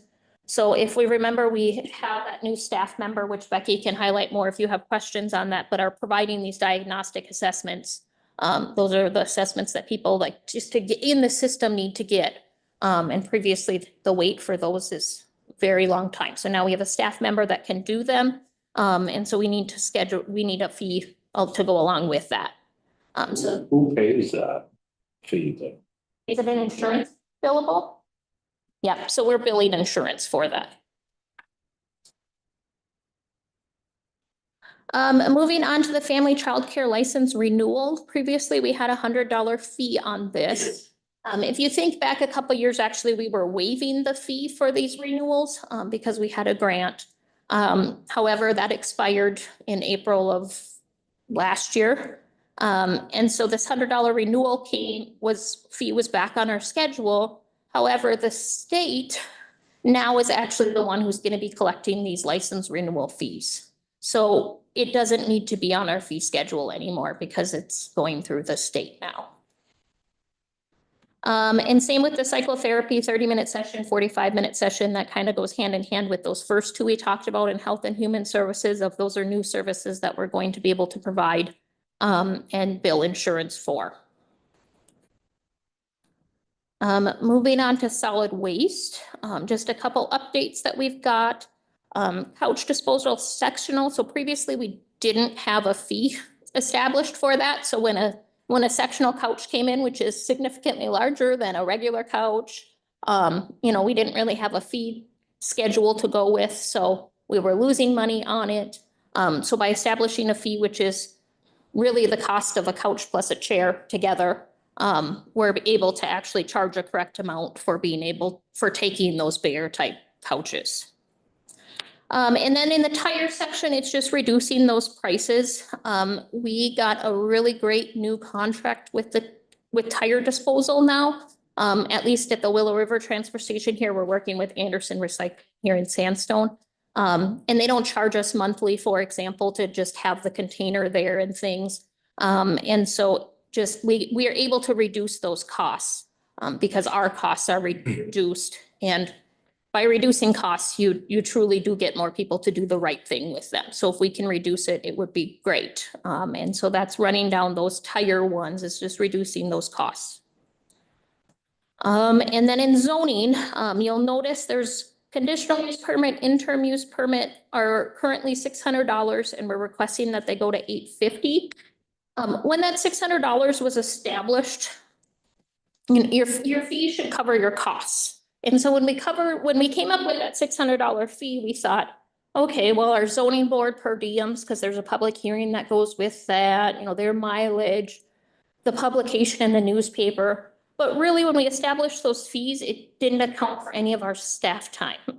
And there's a significant amount of staff time that goes into these. So just requesting to change it from $600 to $850. I think in future years, you're probably going to see it come back and make it will be requesting to go higher than that. We're going to hopefully gather some better data here on how much time they truly take, staff time, to put together. Those conditional and interim use permits, those are truly commercial businesses. So a $600 permit versus an $850 permit really to a business should not make or break it. And yet then we don't have the other taxpayers of Pine County subsidizing their permit. Our low interest loan application fee. So you see those on your agenda, a lot of those low interest loans that we do for people's septic systems. And the fee schedule was currently $96. And how that was created back when we started that program in 2016 is we were recording them. So that was $46. And then we had about an hour of staff time on them. So we came up with $96. But when we made that fee, we truly didn't understand the staff time. And so now we have a much better understanding of the staff time. And when most homeowners get these septic loans, one huge benefit they're getting with them is we walk them through the whole process of getting a septic system replaced, because it is a confusing process of get a design, get estimates, get it installed, get your as-built, get your certificate of compliance, and then the payment. So it's a lot of back and forth for staff time. So while we're not recording them that $46 recording fee anymore, there is a significant amount of staff time that's going into these. And so that's why the request to increase it from $96 to $150. Your plats, your final plat and then your preliminary plat, those were right along the lines with the conditional interim use permits at $850, or they were $600, asking to switch them to $850 just due to the staff time that goes into those projects when they come forward. And then the request for map amendment and the variance, you'll notice that they're requested only to go to $650. And the reason those do take, variances are, they're kind of standard for us. We do a lot of them, hear a lot of them, so they don't take as much time as those conditional use permits and things where each one is a very intricate thing that we have to gather information on. And with those, a lot of times it's a homeowner thing rather than a business. And so just requesting to change those from 600 to 650. Questions on that fee schedule? Proposed changes? Okay, no questions here, so we'll open it up for public hearing. Is there anybody from the public that would like to speak on the new fee schedule? Asking one more time, is there anybody from the public who would like to speak for the public fee schedule? No? Okay, we will close the public hearing. County board additional discussion if necessary. Anybody have any questions or comments? Yeah, I do, Madam Chair. Okay, go ahead. Some of these, I mean, 3 cents to 5 cents. It's doubled. 600 to 850. Yeah, I realize when you start a business, you do have some things to consider and pay. Usually, you pass it on to the customer. The gentleman left. He had a good comment about economic development. Is there any wiggle room on these to get these down a little bit? I guess we're already have the computers and offices and employees, and they work on a lot of the stuff.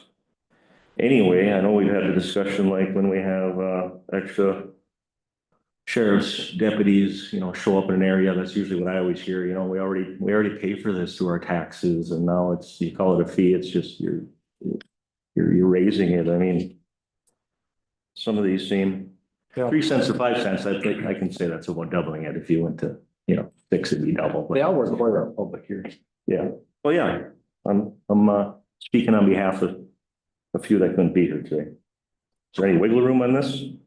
Right, so the fee schedule is at your pleasure. These are my proposed numbers based on the amounts of staff labor and time that they are taking. So I'm going to go back to truth and taxation meeting and the people that, when we have to raise taxes because we're paying for people to do these duties, we're not really doing anything for the public and the taxpayers that we have in Pine County. So if we raise the price to compensate for what it's costing us to do that job or to do that, give that benefit, I think it's important that we come out even on that. I don't think that it's our job to pay extra for those. That's my opinion. Does anybody else have any thoughts? Madam Chair, the 3 cents to 5 cents, that's for those companies that want every piece of data that's in our camera system, right? Right. So every piece of property, if they were paying 3 cents for 30,000, now they're gonna be 5 cents times 30,000. Right. And so it's a big bunch of data that they're getting pretty doggone cheap. But they're going to make money off. Yeah. And we have to pay for that. So. Do you send that out digitally or paper? Right, it all goes digitally. Go ahead, Josh. And I would argue to, I would assume, well, as we've made known for a long time, nothing in the county is money making. This is just trying to offset costs. I would argue that none of this is still, you're not even probably on most of it, just like the sheriff's department having contracts and stuff like that. And we try to provide as much as we can, but yeah, I agree with this. Are there any other discussion? Once again, any discussion on the fee schedule? All right, can we have a motion to adopt or not adopt? I'll move the 2025 fee update. Thanks, Josh. Do we have a second? I'll second it. Thanks, Steve. Once again, any questions? Those in favor say aye. Aye. Right. Opposed? Oh, go ahead. I was in favor. I was Aye. a little late. Sorry. I was a little late on the thing. All right, anybody opposed? Motion carried. Personnel committee report. And that's our additions. Yeah, we had our meeting yesterday. Three things. That'll take action. The auditor treasurer, had a separation. Zoning office manager, Megan Duchesne, and they request a backfill of that position and any subsequent vacancies that occur due to internal promotion or lateral transfer. That position is a grade 8, $26.15 per hour on 2025 wage. It's all contained in the budget. And Madam Chair, is it okay if I take all three and vote on it? Yeah, go ahead. And the sheriff's office, we acknowledge the resignation of Deputy Sheriff Blake Reichert, effective December 30th. And request backfill of that position and any subsequent vacancies that happen with an internal promotion. That's a grade 10, $31.47 an hour. I'll add there, he just took a job in another department, closer to family and stuff. Health and Human Services. Health and Human Services wants to recruit that additional eligibility worker that was put in the 2025 budget. And then request any backfill or subsequent vacancies that may occur due to the additional internal promotion or transfer. Those are the three that take action, and I will recommend approving those. Thank you, Matt. I'll second them. Thank you, Steve. Are there any questions on this? Just make a comment. Yes, please. I just want to thank Steve for filling in again for me. I had some doctor's appointments I had to go to, so thank you again, and sorry that I couldn't be there, so. All right, all those in favor for the personnel committee report, say aye. Aye. Opposed? Motion carried. Then the other couple other things is 6 correction officers were hired in December. So that's a good news there because we had some turnover. I think that's pretty much it, isn't it, Steve? Yep. Thank you. Thank you for doing that. Next, we have the Pine County Personnel Board of Appeal appointment. Linda Wolf has been doing it for how many years? For 3 years? 3. Yeah, she does a good job. Are there any questions on appointing Linda Wolf to continue doing it for 2025 to 2027? I'll make a motion to reappoint Linda. Thanks, Steve. I'll second. Gosh. Once again, any questions? All those in favor say aye. Aye. Opposed? Motion carried. Pine County Property Tax Levy and Budget. We have resolution 2024-60, setting the 2025 Pine County levy at $22,786,839 and authorize the chair and the administrator to sign. And then we also have resolution 2024-61, appointing the 2025 Pine County budget as shown as attached budget summary and authorize the chair and the administrator to sign. Madam Chair, if I may jump in. Thank you, Kelly. All right, Kelly Schroeder, County Auditor Treasurer. So the budget and the levy you have before you are very similar to what you saw at the Truth and Taxation meeting. In my board request, I do note a few little changes, but they're very, very minor changes. Talk through them here in just a second. So the opioid fund was budgeted as a surplus, but really all those dedicated funds, we want to budget them at a net zero so that they don't offset our bottom line. So that was corrected. The health insurance and emergency management was reduced by $564. And then we also added some public safety aid expenses and revenue to the sheriff's office budget. So if you recall, the end of 2023 into the 2024 budget, the sheriff's office received a significant one-time funding from the state of Minnesota. And we had a list of projects that funding was going to go to. One of the projects that is not quite done is the gun range improvements. So there's been some expenses paid. However, they're not all paid and some will carry into next year. So that was a change in the budget that I increased the expenses by 24,850, but there's revenue, the corresponding revenue, that dedicated revenue we have in the background that pay for that. So it doesn't affect the bottom line, but it is a change. Thank you. The other thing that I want to note within the resolutions, you'll note that there's some language regarding the ARPA funds in them. And so we had decided to balance the 2025 general fund budget. We had moved $1 million of expenditure or of revenues from ARPA into the general fund. When that comes to the audit, the auditor will say, show me the invoices you paid with that money, because they need to ensure that it was appropriately spent and that those vendors were correct vendors. And so I had to identify some expenditures that we're going to use that money on. By identifying those specific expenditures, it doesn't mean that they were unbudgeted or anything. They were absolutely budgeted, but I have to be able to give them invoices that we paid with those funds. As I looked at the general fund, giving them less invoices is much easier than giving them 50 invoices. If I could give them 1 or 2, that's a lot easier than here's a whole bunch that equal $1 million.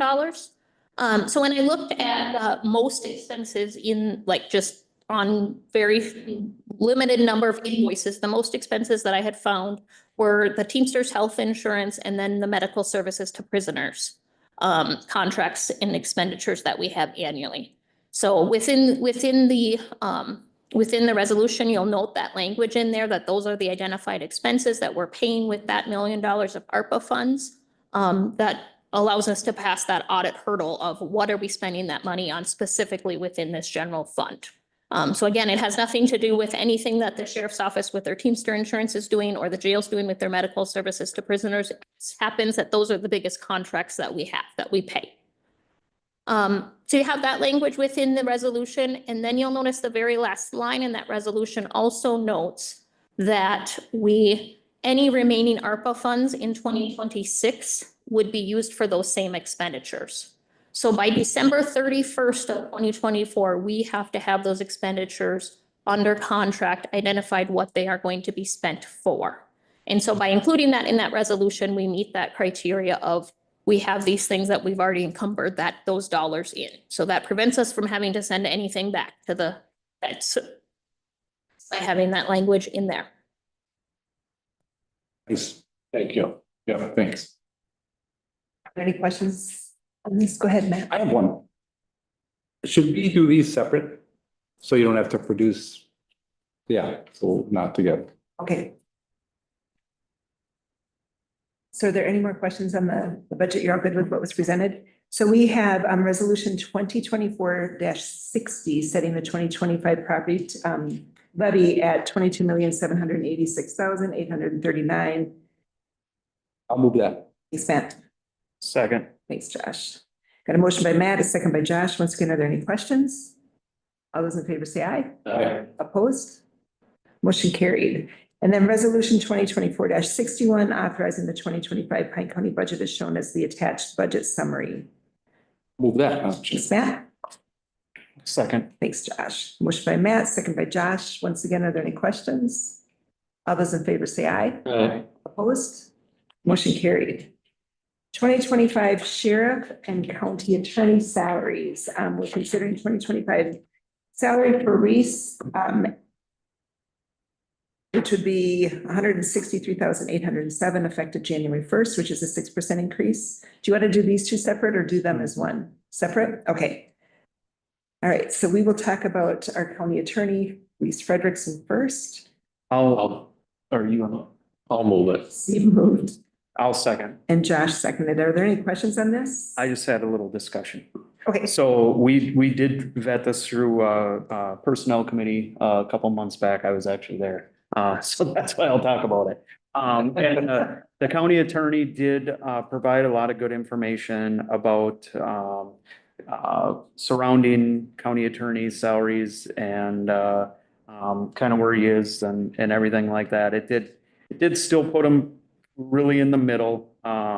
And we had a lot of discussion about what his office has been doing and how much work and, I don't think there's anybody around that can say that they don't think his office does a great job. It's really been a change for the better, I think, for the county. And, I know firsthand that Reese really works tirelessly, not necessarily for a 6% increase or the wage he's getting, but because he truly loves this county and wants to do better for it. And I really appreciate that. And, I feel very comfortable doing this. So. Well said. Thank you.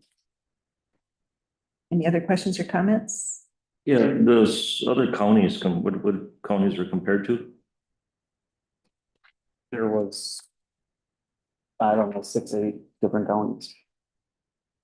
So I agree. He's got him there. You know? It's usually the ones surrounding our area, right? So it's comparable counties. Our neighboring? It's not Hennepin and Ramsey. No. Okay, Bummer, huh? Yeah. San Luis County. Yeah, so Madam Chair, the counties that I pulled were Isani, Knabec, Aiken, Chisago, and of course in Carlton. And broke it down by population, years that the county attorney has had as in any type of county attorney's office, number of employees, and then the salaries. And then I took the average of all those and I included adult cases per attorney. And then compared the average, and that's how I came up with my request. This is my 10th year. My salary has always been just a bit below the average of the region. And this year, if the trends continue, it's still going to be there. I thank Commissioner Moore's comments. I feel that my staff, my office does a great job and has above average performance in my view. And so I think, well, I should add too that there were significant salary increases for the judges that are 193,000, a public defender in my position, managing attorney that manages less people than I do makes 185,000 a year. And so county attorneys we're losing county attorneys because people don't want to be prosecutors anymore. The average vacancy is 15% to 35% across the nation in these offices. And so I think I just add that too. And I think it's important to be mindful of the salaries and recruit and keep good people. I want to add to that, I didn't hear you say that you also try more cases than a lot of the other counties do, because we have less staff in Pine County than a lot of the other county attorneys' offices do. So we get more for less because like Josh said, they have the heart people here. Yeah, the minutes for that, there was some errors on the minutes for the personnel for that meeting. Were they ever corrected? We were not going to get into a procedural issue with anyone I think a motion was made and seconded by the same person, just to make it correct. That we don't go by personnel minutes, we go by board action, correct? So then the minutes don't matter if there's personnel committee minutes don't matter if there was a procedure error. Yeah, I guess I'm not having them in front of me. I'm not sure what you're specifically referring to understand whether it is significant or not, but absolutely the county board is the authority for making personnel decisions. The personnel committee recommends actions. I'd like to say too, JJ, because we did discuss the personnel committee after that meeting and you weren't paying attention, which is why you didn't get to add, at that point in time, I think is when you were going to make that change and say that that was done incorrectly, that you had, I think it was Josh made the motion and Josh seconded it, I think is what it was. Was that it? Was it? It was somebody, but He did a report. Yeah, I think it was on both of them. yeah, yep. It's just, the minutes are always what's legal and recorded, right? But it just isn't in that case with the committees. It's always. Madam Chair, the minutes from the personnel committee do not get reviewed by the personnel committee until after they go to the county board. So what you see are unreviewed, unapproved minutes.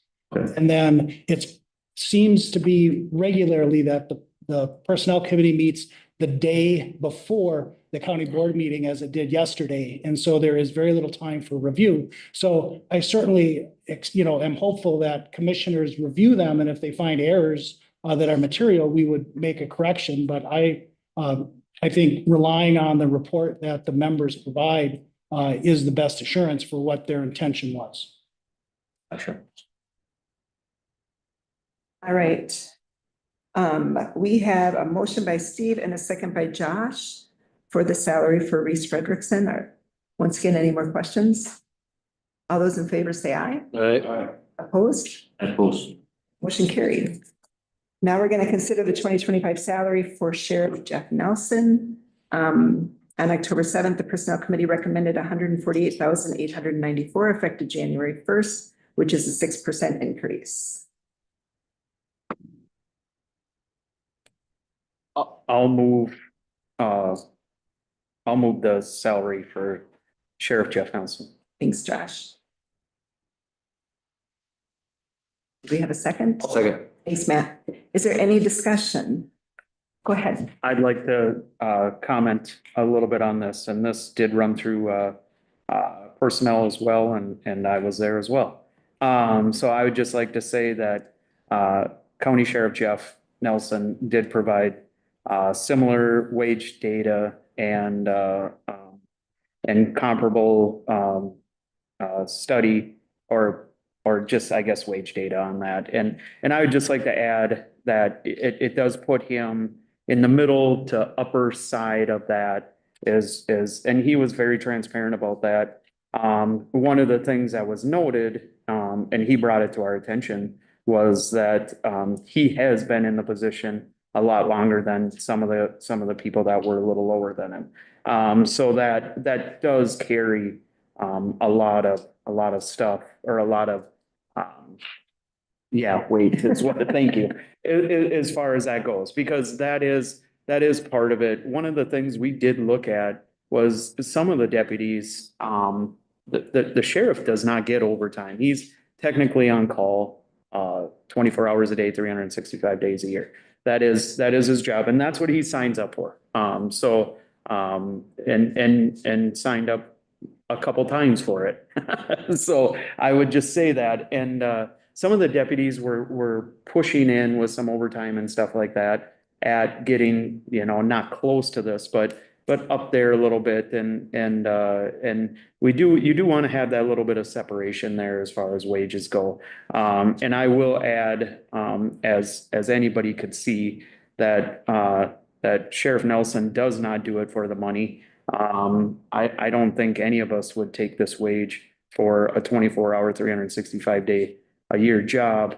And the stuff that they have to do, that he specifically has to do on a daily basis, is you can keep it. You don't have to worry about me running for that position. I'll take my little cut of what I'm doing. But again, he specifically does it for the love of this county. He lives in this county. His family's in this county. He's trying to make it a better place. And I think over the last 10 years that this has been going on, I truly think it shows, so I appreciate it. And I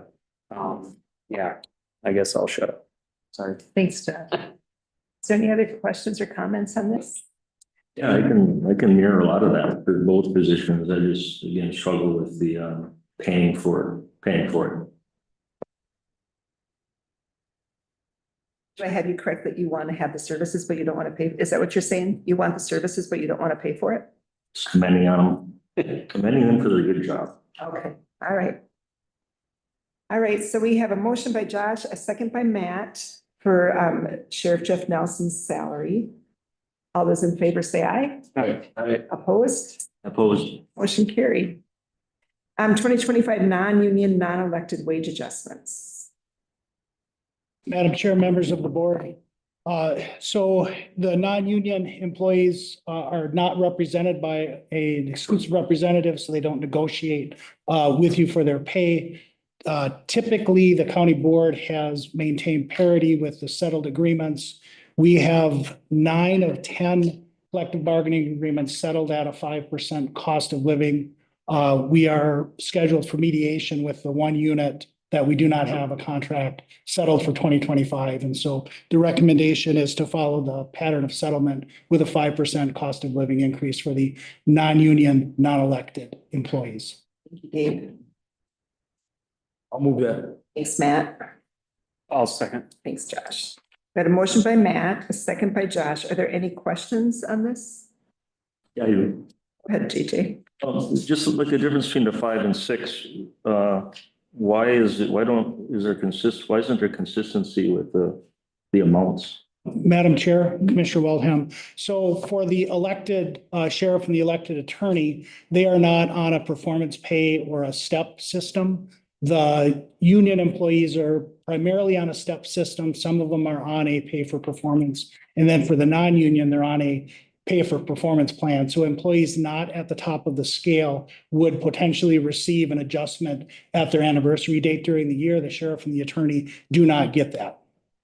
Good, thank you. Are there any other questions?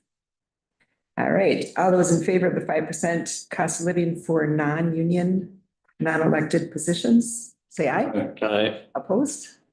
Motion carried. County Commissioner compensation per diems and mileage. Madam Chair, members of the board, before you is resolution 2024-62. It makes no changes to the compensation or the per diem from 2024 to 2025. It does set the mileage rate at the IRS rate. The IRS, to my knowledge, has not set the 2025 rate. So that may or may not go up or down as the IRS adjusts it. But otherwise, there would be no changes if you adopt the resolution as it's presented. Go ahead, Josh. I want to have a little discussion on this. When is the last time we seen any increase? I think 2 years ago. 2 years ago? Okay, and that was on, and I think it was a 2 or 2.5%. I'm sorry, I don't remember. Okay. Yes, it was. I think it was like 2 years ago. I believe it was, kind of followed Social Security's raise at the time. It was about 2.5%. And the per diem rate was set before I got on this board. So that's 10 years old or. It was changed once since I've been on the board 18 years. Okay. It was changed once and the salary changed twice since I've been on the board. Okay. So. And I guess my discussion is not that a 2% or whatever is gonna make a whole lot of difference. I don't think any of us are gonna go buy a brand new vehicle because you get it or whatever have you, but I just want to be conscious of what sometimes I think we lose a little sight of that, and then it stays so low that then all of a sudden, if a person was gonna do anything, it's kind of a big jump. But, and I'm comfortable obviously with where it is, but I don't know, just thoughts on, like to have actually some discussion. I'm guessing you have some, JJ, or no? No. Oh, okay. Go ahead, Steve. Madam Chair, I appreciate what you're saying, Josh, because I think, I don't think any of us signed up for this to make money. But the compensation level to be what it was 18 years ago, roughly. I don't even know what the dollar amount is right now, but I can tell you, because it's right here. So for county commissioners, it's $22,281, and for the board chair, it's $23,505. okay. So I think we all struggle with that because basically you're giving yourself a raise and nobody likes to do that. But And just to add a little discussion, do you want to put it, I know some counties, their actual salary is higher, but they don't have per diems. So it don't matter how many meetings you go to or not. I don't know how you guys feel about that, but I think actually going to a meeting and participate is pretty important, you know? We all are on some and we sometimes you go, sometimes you don't, sometimes you have stuff going on, but to think any board or committee that you're on is not important is I don't know, so maybe I'm I'm comfortable with the switch, with the balance we have of per diems and salary. I think it would be, I've said it before several years ago, maybe we should kind of tie it to, because half of us are on social security, probably tie it to something related to that, the CPI, like we do with the garbage rate. Once we started doing that, everybody knew what was gonna happen. And if it's 2%, it's 2%. If it's 3%, it's 3%. But I'm comfortable leaving it the way it is, and I'll make that motion.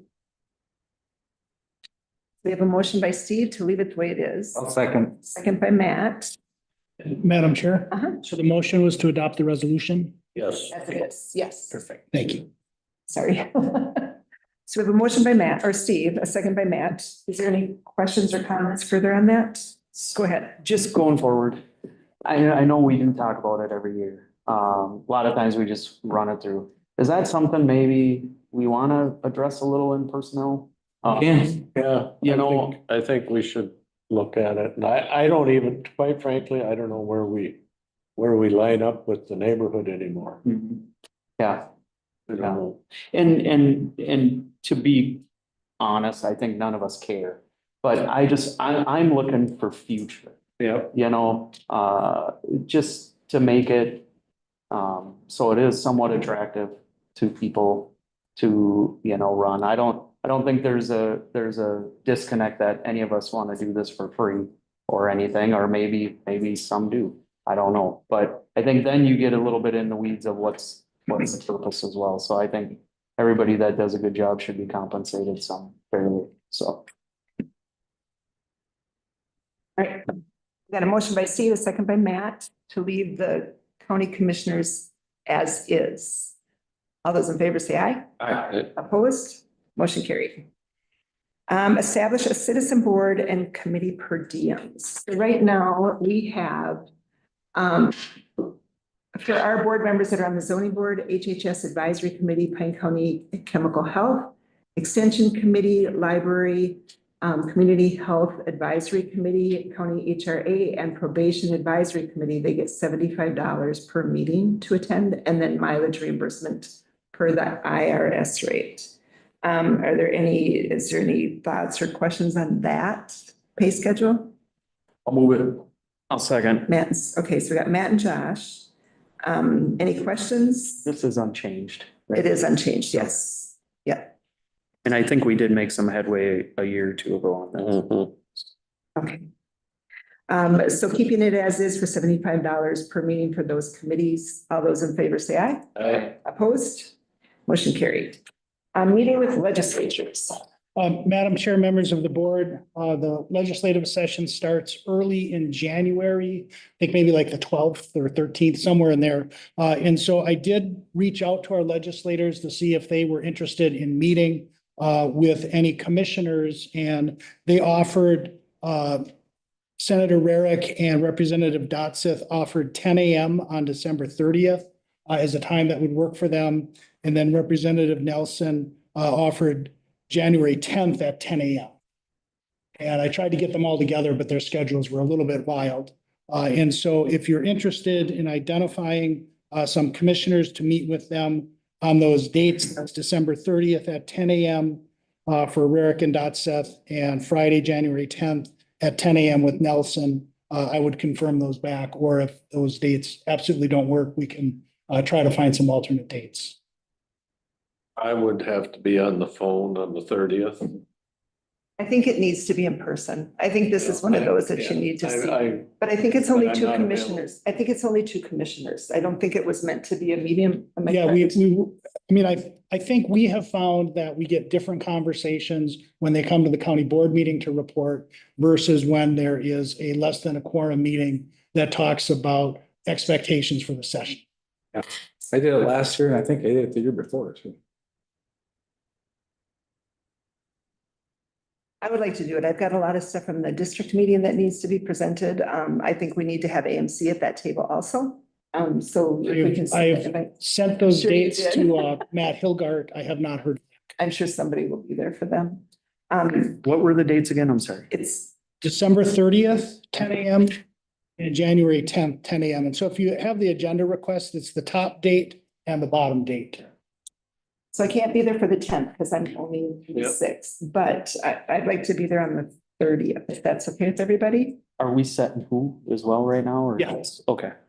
The 30th, I'm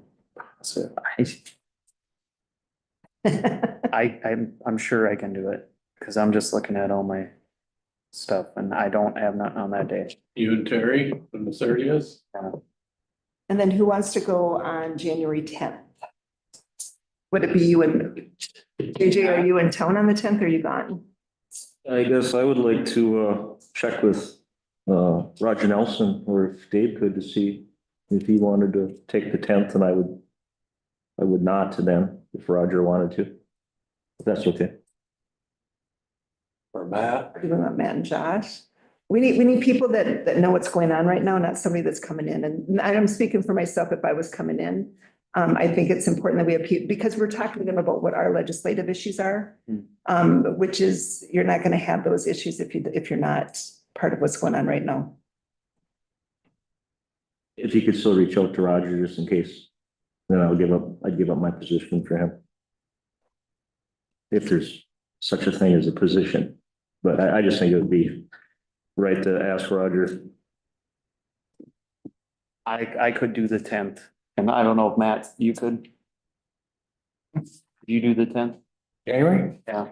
I have no idea, but put me down. I'll go. Okay. I have to look, but I don't think I have things good. I'll make do you want a motion on this? Please. Okay, so on December 30th at 10 AM, it would be myself and Terry. And on January 10th at 10 AM, it would be myself and Matt. Commissioner Ludwig. I'll make a motion for them too. I'll second that. Got a motion by Josh, a second by, by Steve. I had it right the first time. Any more discussion? Am I in? Do we on alternates? I think that the people that we're setting it up for right now are committing to being there.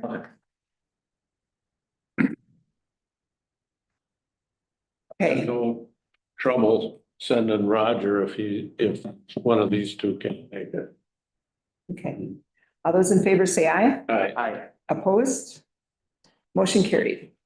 January 7th, organizational meeting. Okay. Yeah, this is just the statute is very specific on the day, but it's silent on the time. And so I just like to put in the universe an agreed upon time, 10 o'clock at the courthouse, if that works for folks. Normal meeting date, normal meeting time, normal meeting place. Motion by Josh. I'll second it, Second by, but I will be remote. any questions on meeting on that date? I will be remote also. So, yeah. All those in favor say aye. Aye. Opposed? Just make sure you get your remote places to Debbie before the meeting so that you're set to go. Yep. All right, commissioner updates. We've got the employee potluck. It was Oh, good. wait, do we want to do this first? Or do we want to do it towards the end? She's holding up the courthouse security, the district court security Let's do update. this first. Let's do this, the port security update first. Well, I'll give you the general scoop, okay? Okay, We got $13,000 in the grant. None of the grant dollars can be applied to personnel. how much weren't we asking for quite a bit more? Oh, a lot more, because we wanted to add personnel. I can't remember the exact number, but it was much more than that. 60 or 80 or something, I can't remember. Yeah. So we got how much again? Everybody was asking. There was only so much time.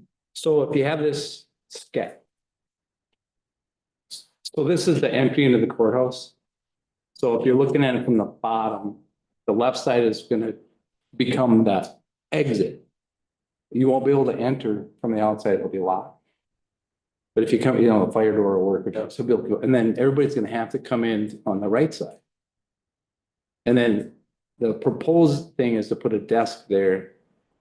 And then there'll be a uniform presence sitting right there. We're gonna add cameras that will have pictures from every possible angle of people coming and going, just in case something does happen. So we can buy equipment with that, so that'll be there. And then that other desk over here is just an option. This is just, it hasn't been decided where they're gonna sit yet. And it's gonna be uniform only, not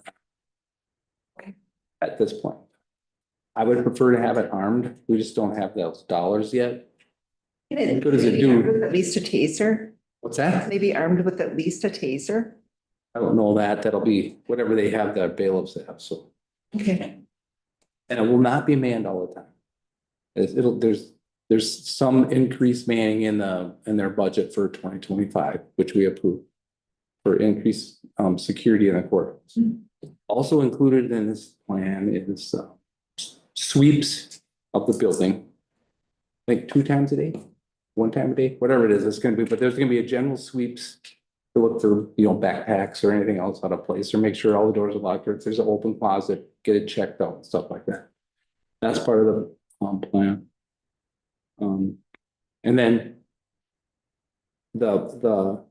if you go up the steps to the courthouse, that staff will still be there, and that's where if there's a trial going on, or, high profile, the metal detectors and all that'll still sit up there. That's right. So, Metal detectors? yeah, up here, yep, come up those steps. So, in the end, I don't know, in today's world, if you said we're gonna do this when I first started, I'd say you're crazy, it's a public building, but the way things are, we have to think about this. Because if something happens, and we know what's been going on in the world, and we've been sitting here trying to do nothing, we'd look kind of stupid, to put it bluntly. So at least it's a step in the right direction. And I think, you remember when Kristen Martin was here, meeting, so I asked her, and she was not comfortable still. So, and I also think that we've always felt there was a balance, with the public walking in and out and being screwed, they're not gonna go through a metal detector there. But if they're going up in the courthouse, they will. So and I think people are gonna be happy, maybe. I think it's not gonna be bothered by somebody sitting there. He's not gonna frisk them. They're just gonna be watching when they're there. So in one way, it provides some comfort, I think, for someone coming into a building. And another way, I'm sure they'll say, what are we wasting money on that for? You're gonna get both. But I don't know. So that's just the proposals, so we're wide open for discussion. It would start. Oh, I want to add one more thing. I think before we do all this, we'll probably bring it to facilities too, to help iron out some detail. And I'd make that recommendation now that we kick this to facilities for some discussion, okay? If that's all right with you guys. Just make sure we get the layout right with everybody in, because it's gonna involve facilities. So. Gosh, I can tell by the your arm that you have something to I just say. had a couple comments. Yesterday I was down at the Mayo Clinic, and they have security. Yes. And how many entrances do they have and everything? And that's a hospital. I mean, they're not pissed off about their taxes or their child being taken away or anything have you. I think it really does make a lot of sense. I noticed over in St. Cloud, and you heard me talk about before, all their government buildings, even the license center, and then we have meetings, the EMS meetings to be in there. And for 2 years, almost 3, 2+ years, they had 2 deputies manning metal detectors in that building going on. That got expensive. So that went away for them too. But their courthouse is still secure. Madam Chair? Yes.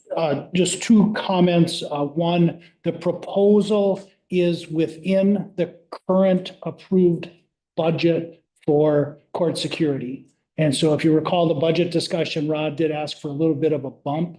And so his budget for court security went from 107,000 in 2024 to 160, I think it's 163,000 in 2025. And so there is a little money for an increase in staffing. And so it is in the budget that you just approved. And then appreciate the opportunity for facility committee to review, because there's obviously, some minor improvements that will be required, signage, et cetera. So we'll work through all of those. So I don't think that doesn't need to be a motion, correct? That's just, we know Thank you for the comment. It will go to facilities. So I just want to ask, well, all the commissioners here, and I think we need to be open-minded about at some point. If I'm gonna be blunt, if somebody comes through that door, even with a uniformed guy sitting there and walks in with a shotgun, he's not gonna stop. I tell you, that person's not gonna be stopped until there's somebody sitting there with a weapon. So that still exists. But I think, we all sit in shock thinking we shouldn't have to do this, but you think about a Christian school where you think that you would be completely safe and they just had murder suicide there. It's, depression and mental illness it's a big issue right now. And we need to consider that and be considerate of it. But I think of our employees, I remember telling Jerry years ago, if somebody comes in there and starts shooting, because I'm taking their property, county, because they're not doing anything to protect us. So even thinking back then, we need to protect our employees. I don't like to add, whenever there is a whole high profile case, we know it is, even, with law enforcement, they staff up different. The jail is supported by deputies, so when they can foresee that kind of problem, it's not, they, or even if it could be, they have that presence there. Yeah. So whenever that's happening, we already have that covered. Yeah. It's not all the sheriff. They do take care of that one. Thanks for doing that, Matt. Okay, so now we're gonna go back to the beginning and we'll do employee hotline. Steve, I know you were there. I was there and I ate too much. It was really good. I would encourage commissioners, if at all possible, to try to attend some of those events to rub shoulders with the people that in those offices. It's pretty good. Anyway. Wellness fair, did anybody make it there? I made it in the door. I didn't. And it was phenomenal. The setup that they had, the things that they had going on. The thought that went into that wellness fair was amazing. It was big. It was a good show, a good thing. And just, we know that if we can keep our employees healthier, our insurance is going to stay low, which is a big benefit for all of us. Facilities committee was canceled. Annual conference. Anybody want to talk about the annual conference? I go, if you want to go. I went to several sessions, but the one that I remembered the most was the cybersecurity. And I'm happy that I work where I do, and we got an IT department that has been leading the charge and trying to keep us on the straight and narrow, and they send those stupid little tests out to us. Even though we grumble, Ryan, we still appreciate the end result. And we all know the biggest threat that we have are all of us, everybody that works, because if somebody clicks on something that isn't right, it shows up and the whole county is paying the price. So, Brian, on that, how can you just restate how many hits people try to get us with on a daily basis? A day that is coming into our staff for them to hit the wrong button. That's big. That is big. I'd just like to comment on that. How big a thing it is I think every breakout time had at least one, if not two, cybersecurity things. I didn't go to any because I know Ryan's working his butt out. He didn't. But you wanna go more? I'll stop for now. I just wanted to say, I went on one on cannabis, and it was cannabis use and prevention by public health. I learned a lot. There was a lot of stuff on there I didn't realize. They talked about back when in the 60s or whatever, literally it was ditchweed, 1% THC. Now a lot of it is up to 18%. And a lot of the products you get are 80, 90% THC.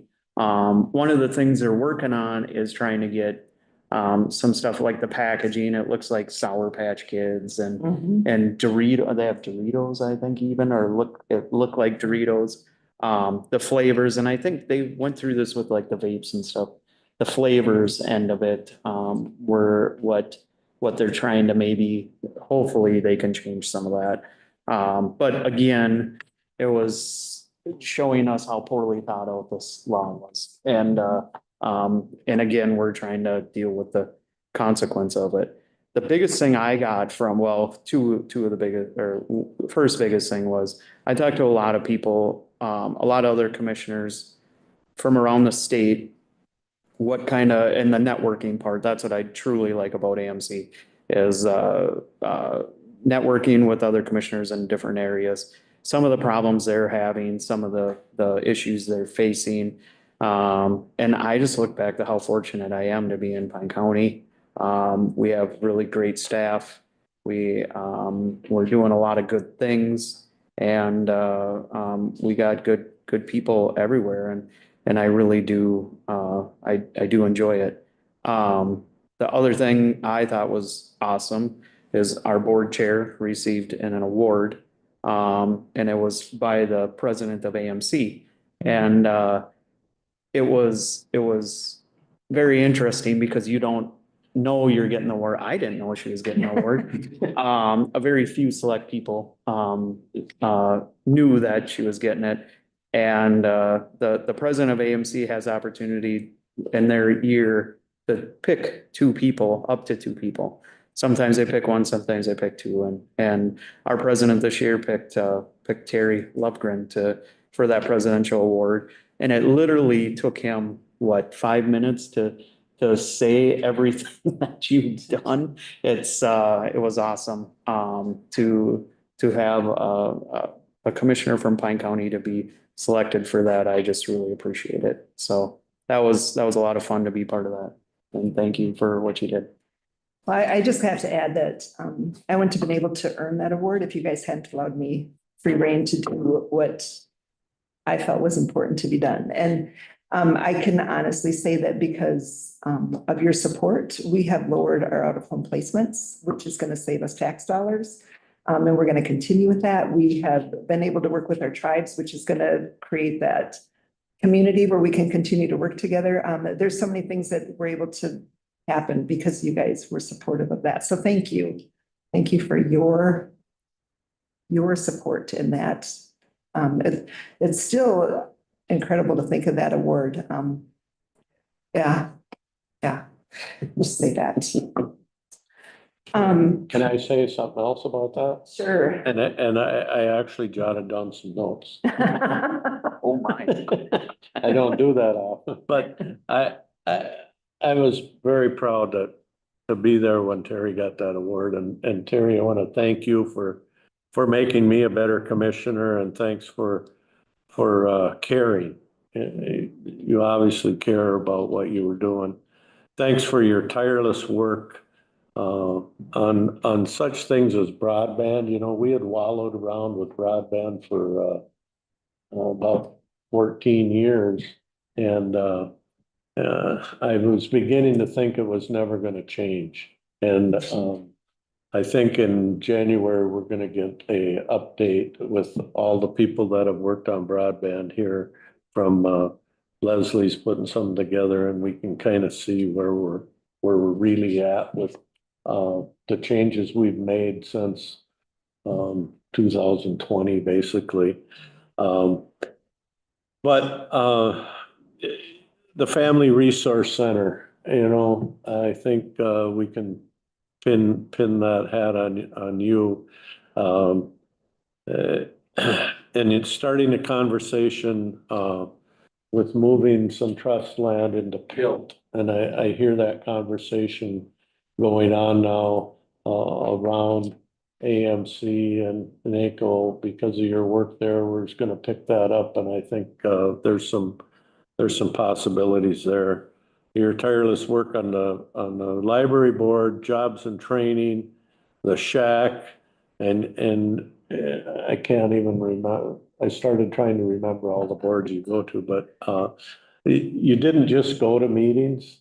You went there and said, let's change this. Let's move the needle on this. And, last week when we met with the people with the tribal, sovereign nations, from around the state, met right down here in Hinckley. You said, we need to have these meetings. So we sit across the table from each other and look each other in the face, and we can tell what people are thinking and saying. That's how we're gonna get things done. And I appreciate that, Terry, for what you've done. Thank you. Thanks. Moving forward. No. JJ, I see you have your book out. Did you have some things you wanted to add about the conference? No, I'm good, thank you. I have some things. Being on the executive committee, there's a new thing that's come out. It's called Savvy. It's student loan benefits for counties and their employees. This is where if you work for the county and you have financial aid, you're paying your school bills. It's a good way to get that help on that. You know, so if they're working for government, they can have that debt forgiven. So it's a new Savvy program. And the thing that's nice about this is if we utilize this, it's part of AMC, and then AMC gets some of the funds back, which will keep our dues down with AMC. I think Jackie said that we have a similar program right now. Hennepin County talked about this, and they've been using it for, I think, 2 years, and they've saved their employees millions of dollars through this program. It costs the county $150 per employee that signs up for it, but it helps with your employee retention. So we'll be able to not have so many people leaving, because they know that that's a big benefit, having your finances kind of taken care of for your college. So I'm going to pass this back on to Jackie, and you guys can all deal with that. Another one that they talked about was Vinti, which is software built for child welfare. And I'll pass this over to Debbie, or not to Debbie, but to Becky. And we'll see if that's something that would benefit our county. I did go to a meeting about the new African American Family Preservation Act, because I don't know the whole thing. It's Waiting for that. long. It's like you guys talked about, it's going to cost our county a minimum of $1.5 million, and we're one of the smaller counties. It's extremely expensive. The program that they have to use is the SSIS system, which does not work, and it will not work for the majority of what this program is going to require from our employees. So it's going to be our employees doing the work and then manually transferring that information over, because we don't have a system that will transfer it. They're going to have to manually transfer everything. So what takes 45 minutes extra for every family or for every person entered into the SSIS, we can at least double that, and what it's going to take for this Family Preservation Act. Why can't they just give them access to the system? They can pull it out. We have to do it. Yeah, Our workers. they won't do it, but we can't even get all this information into the system. So we really need to get the SSIS system fixed, which I did do some finding out on that one too. There's a Minute department within the state, Yep. and Minute is the one that's been holding it up. And so I talked to Kathy Shavers the other night when we were at the casino with the tribes. And she goes, oh, I know that the department head there. I'll get that door open. And so, and that's one of those things where we've got that relationship, and God, they know so much more than we do with these people. So anyways, we need to continue working with Minute to get that done. And that's one of the things we need our representatives to start working on too, and get them to acknowledge that. But this act, we need, Hennepin and Ramsey have been doing the initial one on it to figure out how it works and how it's going to work. And they've already spent all of the money that's been given to them, which I think was like $4 million. And it just started this year. They're gone through it, and they're on their own now. So there's going to be no money available to do this. So it's big. So both of those working together are a huge thing for where we're at. So those were two of the ones that I went to. Here's the priority list for AMC. Did you all get to see this? One of the top ones that we have is solid waste. Solid waste was not one that was voted on at our district meetings. However, we were all talking about the importance of where we're at with our landfills. We have issues, and it's gonna be crazy.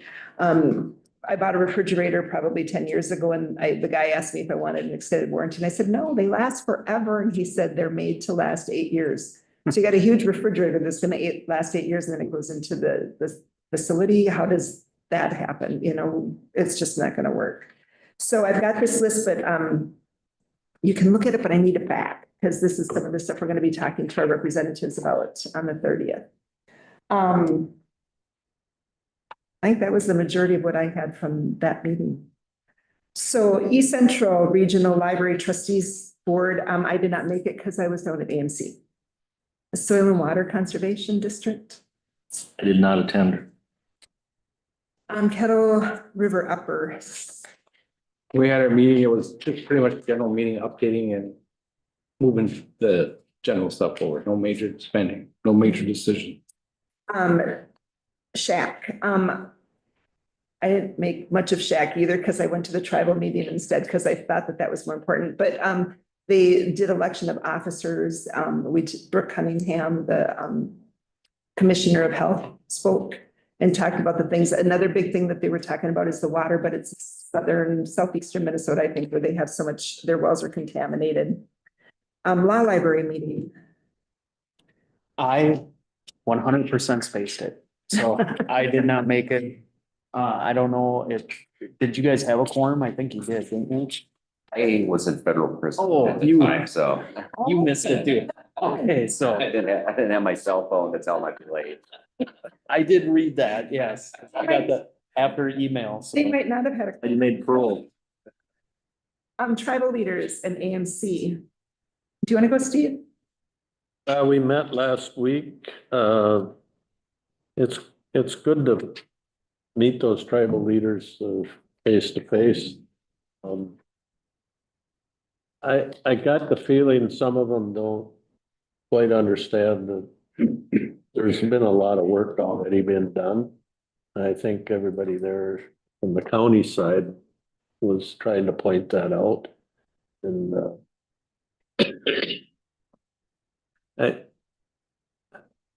I think, you know, some of these topics seem to go round and round and round, and I don't know if we're ever gonna get to the point where they have the capacity to do the initiative tribe ideas that they had a couple of years ago, that every tribe was gonna be an initiative tribe, and I just don't know that the capacity is there to do it.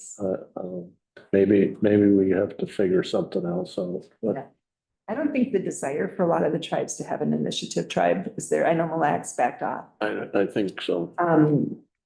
So what we met about was what we can work on together legislatively. Yeah. And we came up to a lot of things. They were right on with the solid waste, the issues that we're going to have with solid waste. They're willing to help us with the SSIS and with the family preservation. Their big concern with the African American family preservation ... is that that's going to take their tribal children to the bottom of the pile again. So we're going to be so busy making sure that we do the African American law, which isn't just, you know, I think that a lot of counties looked at it and thought African American, we don't have that many African Americans in our county, but it's anybody who lives below a poverty level, which is almost everybody in Pine County, which is why it's going to cost us so much. So when they look at that and think that every child within the county is going to be on this act, their children will not be getting their needs met. So that's a huge thing for them. They are very concerned about that new statute and that the new laws that are coming about. So it'll be interesting to see where that one goes.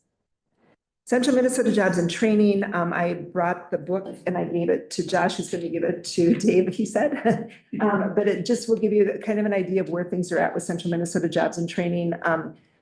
As you know, we have new leadership now in that committee, and they are very transparent. And so they've got all their financials in there as to where they are. They want to make sure that whoever looks at it realizes that when it says that they're in the hole, that it's the same thing as our highway department. You pay it and then you'll get it back. So we've got that coming back for us. Dial-A-Ride. Dial-A-Ride is gonna be this Friday instead of last Friday. Okay. Are there any others? It's called the Dynamic Transportation Meeting. I got appointed by AMC to be the county representative to that. And we met in person last month and we met over Zoom yesterday. And there will be a report coming out probably by the end of January. You'll all can get a copy. It's only 45 pages long, John. But the big issue they're trying to get at is we've worked really hard in across the state to keep people in their homes, people my age and older. But our volunteer drivers has gone to zip, not just in Pine County, every place. So how do we get Aunt Mabel to the doctor and to wherever they need to go to, the bank and Walmart or wherever? Neighborhood transit. Yeah, that's one answer. And actually, I got to sit next to the guy that runs the transit system in Wright and Sibley and McLeod County. And they have a lot of people in a compact area. They actually do that. They have dial-a-ride to every corner of their counties. Wow. Maybe that's what we really need to go after. And that's what we're gonna go. But on the other side of me was a guy from Chicago that is a manager for Lyft. And I said, I can't get a Uber or a Lyft in Pine City. Oh yeah, they're available every place. I said, look on your little app and tell me if there's a car available. Oh, no, there's not. But I said, maybe that's another thing we can think of is incentivizing them so a guy could afford to be a Uber driver, a Lyft driver in Willow River, Sandstone, Pine City. And so the general public could use it, but when we needed to use it for medical assistant rides, they'd be available for that too. So that's what this whole committee thing is looking at, is how do we, and of course, the legislature only gave us money to have some meetings and come up with ideas. And then they're going to develop some pilot projects. But of course, they didn't give any money to run the pilot projects, let alone the projects. But I think you hit the nail on the head there, JJ. We got a solution. We just got to be smart enough to figure out how to fund it to make it work. Any others? I want to add to CMJTS real quick. One of the things that they talked about is that there is a higher number of youth that are being used in sex trafficking. And so I asked them, how many youth have they worked with? So keep in mind, they do cover a bigger area, but they have worked with 12 youth that have been used for human trafficking in our region, which is huge.